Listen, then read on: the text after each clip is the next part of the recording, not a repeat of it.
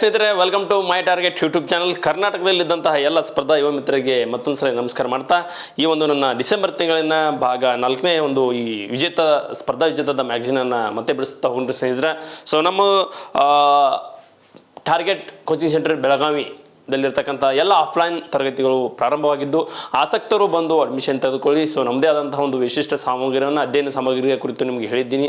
So ನಮ್ಮದೇ ಆದಂಥ ಒಂದು 16 ಬುಕ್ಸ್ಗಳನ್ನು ಕೊಡ್ತೀವಿ. ಅದರ ಜೊತೆಗೆ ಸೊ ಆ್ಯಪ್ದಲ್ಲಿರ್ತಕ್ಕಂಥ ಎಲ್ಲ ವಿಡಿಯೋಸ್ಗಳು ಎಕ್ಸಸ್ಗಳು ಸಿಗುತ್ತವೆ. ಅದರ ಜೊತೆಗೆ ಆಫ್ಲೈನ್ದಲ್ಲಿ ನಾವೇ ಸ್ವತಃ ಏನು ಮಾಡ್ತೀವಪ್ಪ ಅಂದ್ರೆ ಡಿಕ್ಟು ಯಾವುದೇ ರೀತಿ ವಿಷಯ ಮಿಸ್ ಆಗಲಾರದ ಒಂದು ಸಂಪನ್ಮೂಲ ವ್ಯಕ್ತಿಗಳಿಂದ ನಾವು ನೋಟ್ಸ್ಗಳನ್ನು ಬರೆಸ್ತೀವಿ. ಅದರ ಜೊತೆಗೆ ಅತಿ ಪ್ರಮುಖವಾದಂಥ ಒಂದು ಟೆಸ್ಟ್ ಸರಣಿಗಳು ಕೂಡ ನಾವು ಕಂಡಕ್ಟ್ ಮಾಡ್ತಾ ಇದ್ದೀವಿ ಸ್ನೇಹಿತರೆ. ಸೊ ಇದೇ ಒಂದು ಸದುಪಯೋಗವನ್ನು ಎಲ್ಲರೂ ಪಡೆದುಕೊಳ್ಳಿ ಅಂತ ಹೇಳ್ತಾ, ಸೊ ಇವತ್ತಿನ ಒಂದು ಸ್ಪರ್ಧಾ ವಿಜೇತದ ಸೊ ಡಿಸೆಂಬರ್ ತಿಂಗಳಿನ 4ನೇ ಭಾಗವನ್ನು ನೋಡ್ಕೊತಾ ಹೋಗ್ರಿ. ಸೊ ಏನದ ಇದು 37ನೇ ಕ್ವಶನ್ ಅಂತಂದಾಗ ಸುಪ್ರೀಂ ಕೋರ್ಟ್ ಬಗ್ಗೆ ಬಂದದ. ಸುಪ್ರೀಂ ಕೋರ್ಟ್ ಬಗ್ಗೆ ಎಲ್ಲಿಲ್ಲದ ಒಂದು ಪ್ರಶ್ನೆಗಳ ಯಾವೆಲ್ಲ ಎಕ್ಸಾಮ್ದಾಗ ಇದ್ದ ಇರ್ತದೆ ಅಂತಿಂದ ನಾವು ಕಂಡ್ಕೊಂಡು ಬರ್ತೀವಿ. PUC ಎಕ್ಸಾಮ್ದಲ್ಲಿ ನೋಡಿದಾಗ, ಒಂದು ಪರೀಕ್ಷೆಯಲ್ಲಿ ನೋಡಿದಾಗ ಸೊ ಭಾಳ ಸರಿ ಏನಪ್ಪಾ ಅಂತಂದ್ರೆ ಇನ್ನು ಸುಪ್ರೀಂ ಕೋರ್ಟ್ ಬಗ್ಗೆ ಸರ್ ಏನಂದ್ರೆ ಎಕ್ಸಾಮ್ ಭಾಳ ಬಂದದ. ಸೊ ಅಂತ ಹೇಳ್ತಾ ಈ ಒಂದು ಸುಪ್ರೀಂ ಕೋರ್ಟ್ ಬಗ್ಗೆ ನೋಡ್ಕೊತ ಹೋಗ್ರಿ. ಸುಪ್ರೀಂ ಕೋರ್ಟ್ ಇತಿಹಾಸದಲ್ಲಿ ಅತಿ ಹೆಚ್ಚು ನ್ಯಾಯಾಧೀಶರನ್ನ ಒಳಗೊಂಡಂತಹ ಒಂದು ಪೀಠ. ಓಕೆ, ಅತಿ ಹೆಚ್ಚು ನ್ಯಾಯಾಧೀಶರನ್ನು ಒಳಗೊಂಡಂತಹ ಒಂದು ಪೀಠ ಇದು ಯಾವುದು? ಸುಪ್ರೀಂ ಕೋರ್ಟ್ದಾಗ. ಆ ಪೀಠ ಯಾವುದು ಅಂತ ಹೇಳಿ ಒಂದು ಕ್ವಶನ್ ಹಾಕಿದ್ದೀನಿ. ಸೊ ಮುಂದಿನ ಎಕ್ಸಾಮ್ದಾಗ ಬಂದರೂ ಬರ್ಬೋದು. ಸೊ ಯಾವುದು ರೀ? ಸುಪ್ರೀಂ ಕೋರ್ಟ್ನ ಇತಿಹಾಸದಲ್ಲಿ ಅತಿ ಹೆಚ್ಚು ನ್ಯಾಯಾಧೀಶರನ್ನು ಒಳಗೊಂಡಂತಹ ಪೀಠ ಕೇಶವಾನಂದ್ ಭಾರತಿ ವರ್ಸಸ್ ಕೇರಳ ಸರ್ಕಾರ 1973. ಭಾಳ ಅಂದ್ರೆ ಭಾಳ ಇವರು ಇತ್ತೀಚೆಗಾಗಿ ನಿಧನ ಹೊಂದಿದ್ರು. ಸೊ ಇವ್ರ ಬಗ್ಗೆ ಎಲ್ಲಿಲ್ಲದ ಒಂದು ಪ್ರಶ್ನೆಗಳು ಏನಪ್ಪ ಅಂದ್ರೆ ಉದ್ಭವ ಮಾಡ್ತಾರ ರೀ. ಸೊ ಕೇಶವಾನಂದ್ ಭಾರತ ವರ್ಸಸ್ ಕೇರಳ ಸರ್ಕಾರ 1973 ಎಂಬುದು ನೆನಪಿರಬೇಕು. ಸುಪ್ರೀಂ ಕೋರ್ಟ್ನ ಇತಿಹಾಸದಲ್ಲಿ ಅತಿ ಹೆಚ್ಚು ಅಂತಂದ್ರೆ 13 ಮಂದಿ ನ್ಯಾಯಾಧೀಶರನ್ನ, ಎಷ್ಟು ಮಂದಿ? 13 ಜನರನ್ನ ನ್ಯಾಯಾಧೀಶರನ್ನ ಒಳಗೊಂಡಂತಹ ಪೀಠವೇ ಕೇಶವಾನಂದ್ ಭಾರತಿ ಪೀಠ ಅಂತ ಗೊತ್ತಿರಲಿ. ಈ ಪ್ರಕರಣ ಏನಪ್ಪಾ ಅಂತಂದ್ರೆ ಯಾವುದು ಇದು ಕೇಶವಾನಂದ ಭಾರತಿ ವರ್ಸಸ್ ಕೇರಳ ಸರ್ಕಾರ ಪ್ರಕರಣ ಸಂವಿಧಾನದ ಪೀಠವಾಗಿದೆ. 13 ಜನ. ಎಷ್ಟು? 13 ಜನ. ಓಕೆ, ಅಂದಿನ ಮುಖ್ಯ ನ್ಯಾಯಮೂರ್ತಿ ಆದಂತಹ ಸಿಕ್ರಿ ಅವರು ನೇತೃತ್ವದಲ್ಲಿ ಅಂದಿನ ಮುಖ್ಯಮಂತ್ರಿ ಅಂತ ಮುಖ್ಯಾಧೀಶರು ಯಾರಿದ್ರು? ಸೊ ಮುಖ್ಯ ನ್ಯಾಯಮೂರ್ತಿ ಅವರು ಯಾರಿದ್ರೆ ಸಿಕ್ರಿ ಅವರಿದ್ರು. ಆದರೆ ಯಾವುದು ಇದು ಒಂದು ಪೀಠ ಯಾವಾಗ ಸ್ಥಾಪನೆ ಆಗಿತ್ತಪ್ಪ ಅಂತಂದಾಗ ಸಿಕ್ರಿ ಅವರ ಒಂದು ಅವಧಿಯಲ್ಲಿ, ಅವಾಗಿಂದ ಏನಪ್ಪ ಅಂದ್ರೆ 13 ಜನರನ್ನ ನ್ಯಾಯಾಧೀಶರನ್ನ ಗರಿಷ್ಠ ಈ ಒಂದು ಪೀಠ ಹೊಂದಿರ್ತದ ಅಂತೇಳಿ ಇದು ನಾವು ಇಲ್ಲಿ ತಿಳ್ಕೊಳ್ಬೇಕಾಗ್ತದೆ. So simple question, simple answer. ಕೇಂದ್ರ ಲೋಕಸೇವಾ ಆಯೋಗವು ಯಾವಾಗ ಸ್ಥಾಪನೆ ಆಯಿತು? ಇದು ಕೂಡ ಸ್ಪರ್ಧಾ ಮ್ಯಾಗಝೀನ್ ವಿಜೇತದಲ್ಲಿರ್ತಕ್ಕಂಥ ಒಂದು ಅದ್ಭುತವಾದಂಥ ಒಂದು ನೋಟ್ ಆಗಿದೆ ಸ್ನೇಹಿತರೆ, ನೋಟ್ಸ್. ಇದನ್ನು ಕೂಡ ನೀವು ನೋಡ್ಕೋಬೇಕಾಗ್ತದೆ. ಕೇಂದ್ರ ಲೋಕಸೇವಾ ಆಯೋಗ ಬಗ್ಗೆ ಎಲ್ಲಿಲ್ಲದ ಒಂದು ಮಾಹಿತಿ ಇದ್ದ ಇರ್ತದೆ. ಸೊ ನೋಡ್ರಿ, ಸರ್ಕಾರದ 3 ಅಂಗಗಳಲ್ಲಿ ಒಂದಾದಂತಹ ಕಾರ್ಯಾಂಗಕ್ಕೆ ಅಧಿಕಾರಿಗಳನ್ನ ಆಯ್ಕೆ ಮಾಡಿ ದಕ್ಷ ಮತ್ತು ಪ್ರಾಮಾಣಿಕವಾದಂತಹ ಒಂದು ಅಧಿಕಾರಿಗಳನ್ನ ಏನಪ್ಪಾ ಅಂದ್ರೆ ಕಲ್ಪಿಸಿರ್ತಕ್ಕಂಥ ಒಂದು ಕೆಲಸ ಯಾವ್ದು ಮಾಡ್ತದ? ಕೇಂದ್ರ ಲೋಕಸೇವಾ ಆಯೋಗವು ಮಾಡ್ತದ. ಇದು ಸಂವಿಧಾನದ 4ನೇ ಆಧಾರ ಸ್ತಂಭದಲ್ಲಿ ಒಂದಾಗಿದೆ. ಸೊ UPSCಯು ಉತ್ತಮವಾಗಿ ಕಾರ್ಯವನ್ನು ನಿರ್ವಹಿಸಿದರೆ ದಕ್ಷ ಮತ್ತು ಪ್ರಾಮಾಣಿಕ ಅಧಿಕಾರಿಗಳು ಭಾರತದ ಕಾರ್ಯಾಂಗದಲ್ಲಿ ಸೇವೆ ಸಲ್ಲಿಸಲು ಆಯ್ಕೆಯಾಗುತ್ತಾರೆ. ಎಲ್ಲಿ? ಭಾರತದ ಕಾರ್ಯಾಂಗದಲ್ಲಿ ಸೇವೆಯನ್ನು ಸಲ್ಲಿಸಕ್ಕೆ ಏನಪ್ಪ ಅಂದ್ರೆ ಆಯ್ಕೆ ಆಗ್ತಾರೆ. ಅದಕ್ಕೋಸ್ಕರ ಏನಪ್ಪಾ ಅಂತಂದ್ರೆ ಈ ಒಂದು ಕೇಂದ್ರ ಲೋಕಸೇವಾ ಆಯೋಗವನ್ನು ಭಾರತದ ಮೆರಿಟ್ ಕಾಯುವ ನಾಯಿ ಅಂತ ಹೇಳಿ ಕರಿತೀವಿ. ಭಾರತದ ಮೆರಿಟ್ ಕಾಯುವ ನಾಯಿ ಅಂತ ಹೇಳಿಪ್ಪ ಏನು ಈ ಒಂದು ಕೇಂದ್ರ ಲೋಕಸೇವಾ ಆಯೋಗವನ್ನು ಕರಿತೀವಿ ಅಂತ ನಾವು ಹೇಳ್ಬೋದು ಸ್ನೇಹಿತರೆ. ಸೊ ಅದರ ಜೊತೆಗೆ ಮತ್ತೊಂದು ಒಂದು ಮಾಹಿತಿ ಕೇಂದ್ರ ಲೋಕಸೇವಾ ಆಯೋಗದ ಸ್ಥಾಪನೆ ಕುರಿತು ನೋಡಿದ್ರೆ, ಕೇಂದ್ರ ಲೋಕಸೇವಾ ಆಯೋಗದ ಸ್ಥಾಪನೆಯ ಕುರಿತು ನೋಡಿದಾಗ so 1924 royal of the commission superior ಎಂಬ ಒಂದು ಸರ್ವಿಸ್ ಏನು ಮೊದಲು 1924 ಕ್ವಶನ್ ಏನದ? ಸೊ ಕ್ವಶನ್ ಏನು ಕೊಟ್ಟರೆ ನಾನು ಕೇಂದ್ರದ ಲೋಕಸೇವಾ ಆಯೋಗ ಯಾವಾಗ ಸ್ಥಾಪನೆ ಆಗಿತ್ತು ಅಂತ ಕೊಟ್ಟಿದ್ದಲ್ರಿ. ಇದು 1924ರಲ್ಲಿ royal on the commission superior service in India ಎಂಬ ಒಂದು ಪರಿಕಲ್ಪನೆ ಆಯೋಗದೊಂದಿಗೆ ಇದು ಬ್ರಿಟಿಷ್ ಸರ್ಕಾರ, ಯಾವುದು ಬ್ರಿಟಿಷ್ ಸರ್ಕಾರದವರು ನೇಮಕ ಮಾಡಿದರು. ಸೊ ಇದ್ರ ಹಿನ್ನೆಲೆ ನೋಡ್ರಿ, ಬ್ರಿಟಿಷ್ ಸರ್ಕಾರ ನೇಮಕ ಮಾಡಿದಾಗ ಯಾವ ಒಂದು ಎಕ್ಸಾಮ್ ಇತ್ತು, ಆಮೇಲೆ ಏನೇನಾಯ್ತು ಅಂತ ಮುಂದೆ ಬರ್ತೈತಿ. ಸೊ ಒಂದು ಬ್ರಿಟಿಷ್ ಸರ್ಕಾರ ನೇಮಕ ಮಾಡಿತ್ತು. ಸೊ ಪ್ರತಿ ವರ್ಷ ಈ ಆಯೋಗ ಶಿಫಾರಸಿನಂತೆ ಭಾರತದಲ್ಲಿ 1926 ಅಕ್ಟೋಬರ್ 1ರಂದು ಪಬ್ಲಿಕ್ ಸರ್ವಿಸ್ ಕಮಿಷನ್ ದವರು ಏನ್ ಮಾಡ್ತಿದ್ರು? ಸೊ ಆರಂಭವಾಯಿತು ರೀ. ಎಕ್ಸಾಮ್ಗಳನ್ನ ಕನೆಕ್ಟ್ ಮಾಡ್ಕೊತ ಬಂದ್ರು. ಸೊ ಮೊದಲ ಬಾರಿಗೆ ನೋಡ್ರಿ 1926ರಲ್ಲಿ ಅಕ್ಟೋಬರ್ 1ರಂದು ಬಾರ್ಕೋರ್ ಅವರು ನೇತೃತ್ವದಲ್ಲಿ ಮೊದಲ ಲೋಕಸೇವಾ ಆಯೋಗ ಸ್ಥಾಪನೆ ಆಗಿತ್ತು. ಯಾವುದು? ಬಾರ್ಕೋರ್ ಎಂಬುದು ಯಾವಾಗ್ರಿ ಅದು ಬ್ರಿಟಿಷ್ ಸರ್ಕಾರದಲ್ಲಿದ್ದಾಗ. ಸೊ ನೆಕ್ಸ್ಟ್ ಅಗೇನ್ ಏನಾಗ್ತದಪ್ಪ ಅಂತಂದ್ರ ಮುಂದ್ಗಡೆ ಏನಾಗ್ತದೆ ನೋಡ್ರಿ, ಕೇಂದ್ರ ಲೋಕಸೇವಾ ಆಯೋಗದ ಕಾರ್ಯಾರಂಭ ಚಾಲೂ ಆಗಿದ್ದು ಭಾರತದಲ್ಲಿ ಸ್ವತಂತ್ರ ಭಾರತದಲ್ಲಿ. ಅವಾಗ ಯಾರ್ಯಾರು ಇದ್ರ ಬಗ್ಗೆ ಏನಪ್ಪಾ ಅಂದ್ರೆ ಕೆಲಸ ಮಾಡಿದ್ರು, ಸೊ ಯಾವ ರೀತಿ ಎಕ್ಸಾಮ್ ಅನ್ನ ಇಲ್ಲಿ ತೆಗೆದುಕೊಂಡ್ರು ಅಂತ ಗೊತ್ತಾಗ್ಬೋದ. ಭಾರತ ಸಂವಿಧಾನ ಜಾರಿಗೆ ಬಂದ ನಂತರ ಫೆಡರಲ್ ಪಬ್ಲಿಕ್ ಸರ್ವಿಸ್ ಕಮಿಷನ್ ಸಂಸ್ಥೆಯು ಯೂನಿಯನ್ ಪಬ್ಲಿಕ್ ಸರ್ವಿಸ್ ಕಮಿಷನ್ ದೊಂದಿಗೆ ಇದು ಮರ್ಜ್ ಆಗಿ ಕೇಂದ್ರ ಲೋಕಸೇವಾ ಆಯೋಗ ಎಂಬ ಒಂದು ಸಂವಿಧಾನಿಕ ಸಂಸ್ಥೆಯಾಗಿ ತನ್ನ ಕಾರ್ಯವನ್ನ ಮುಂದುವರಿಸಿತ್ತು. ಸಂವಿಧಾನಾತ್ಮಕ ಸ್ಥಾನಮಾನವನ್ನ ಇದು ತೆಗೆದುಕೊಂಡಿತ್ತು. ಯಾವ ಒಂದು ವಿಧಿ ಪ್ರಕಾರ ಪಡಿತದ, ಸೊ ಅದು ಯಾವ ವಿಧಿ ಪ್ರಕಾರ ಈ ಒಂದು ಎಕ್ಸಾಮ್ ನಡೀತವ, ಸೊ ಇದ್ರ ಅಧಿಕಾರವಾದಿ ಯಾರು, ಸೊ ಇಲ್ಲಿರ್ತಕ್ಕಂಥ ಅಧ್ಯಕ್ಷರು ಮತ್ತು ಸದಸ್ಯರನ್ನ ಯಾರು ನೇಮಕ ಮಾಡ್ತಾರೋ ಎಲ್ಲಾನು ಮುಂದಿರ್ತದೆ. ಕ್ಲಿಯರ್ ಆಗಿ ನೋಡ್ಕೊತ ಹೋಗ್ಬೇಕು. ಸಂವಿಧಾನದ 315ನೇ ವಿಧಿಯಿಂದ 323ನೇ ವಿಧಿಯವರೆಗೆ ಕೇಂದ್ರ ಲೋಕಸೇವಾ ಆಯೋಗ ಬಗ್ಗೆ ಹೇಳ್ತದ್ರಿ. ಕೇಂದ್ರ ಲೋಕಸೇವಾ ಆಯೋಗದ ಬಗ್ಗೆ 315ರಿಂದ 323 ವಿಧಿಯ ಪ್ರಕಾರ ಹೇಳ್ತದ. ಸೊ ಅದ್ರ ಜೊತೆಗೆ ಇದು ಸ್ಥಾಪನೆಯನ್ನು ನೋಡ್ರಿ, ಸ್ಥಾಪನೆ 315ನೇ ವಿಧಿ ಅನ್ವಯ ಕೇಂದ್ರ ಲೋಕಸೇವಾ ಆಯೋಗ ರಾಜ್ಯ ಮಟ್ಟದಲ್ಲಿ ರಾಜ್ಯ ಲೋಕಸೇವಾ ಆಯೋಗ ಸ್ಥಾಪನೆ ಆಗ್ಬೇಕಂತ ಹೇಳ್ತದ. ಸೊ 315 ಇಂಪಾರ್ಟೆಂಟ್, ಕೇಂದ್ರಕ್ಕೂ ಇದ ಬರ್ತದ, ರಾಜ್ಯಕ್ಕೂ ಇದ ಬರ್ತದ. ಸೊ ಕೇಂದ್ರ ಮಟ್ಟದಾಗ ಕೇಂದ್ರ ಲೋಕಸೇವಾ ಆಯೋಗ ಇರಲ್ರಿ, ರಾಜ್ಯ ಮಟ್ಟದಾಗ ರಾಜ್ಯ ಲೋಕಸೇವಾ ಆಯೋಗ ಇರಲಿ ಅಂತ ಹೇಳ್ತದ ವಿಧಿ 315 ವಿಧಿ ಆಗಿರ್ತದ. ಕರ್ನಾಟಕ ಲೋಕಸೇವಾ ಆಯೋಗದ ಸ್ಥಾಪನೆ ನೋಡಿದ್ವಿ. ಸೊ ಯಾವಾಗ ಸ್ಥಾಪನೆ ಆಗಿತ್ತು? ಬ್ರಿಟಿಷ್ ಸರ್ಕಾರದಾಗ. ನೆಕ್ಸ್ಟ್ ಮುಂದುವರೆದ ಭಾಗವನ್ನು ನೋಡಿದಾಗ ಸಂವಿಧಾನದ 315 ವಿಧಿ ಅನ್ವಯ ಕರ್ನಾಟಕ ರಾಜ್ಯದಲ್ಲಿ ಕರ್ನಾಟಕ ಲೋಕಸೇವಾ ಆಯೋಗ 1951ರಲ್ಲಿ, ಅಂದ್ರೆ 1926 ನಾವು ಭಾರತೀಯ ಲೋಕಸೇವಾ ಆಯೋಗವನ್ನು ನೋಡ್ತೀವಿ. ಕರ್ನಾಟಕ ಲೋಕಸೇವಾ ಆಯೋಗ ನೋಡಿದಾಗ 1951 ಮೇ 18ರಂದು ಸ್ಥಾಪನೆಗೊಂಡಿತ್ತು. ಇದರ ಮೊದಲ ಅಧ್ಯಕ್ಷರಾಗಿ ಗುಂಡಪ್ಪ ಗೌಡ ಅವರು ಕರ್ನಾಟಕ ಲೋಕಸೇವಾ ಆಯೋಗದ ಅಧ್ಯಕ್ಷರಾಗಿ ನೇಮಕಗೊಂಡರು.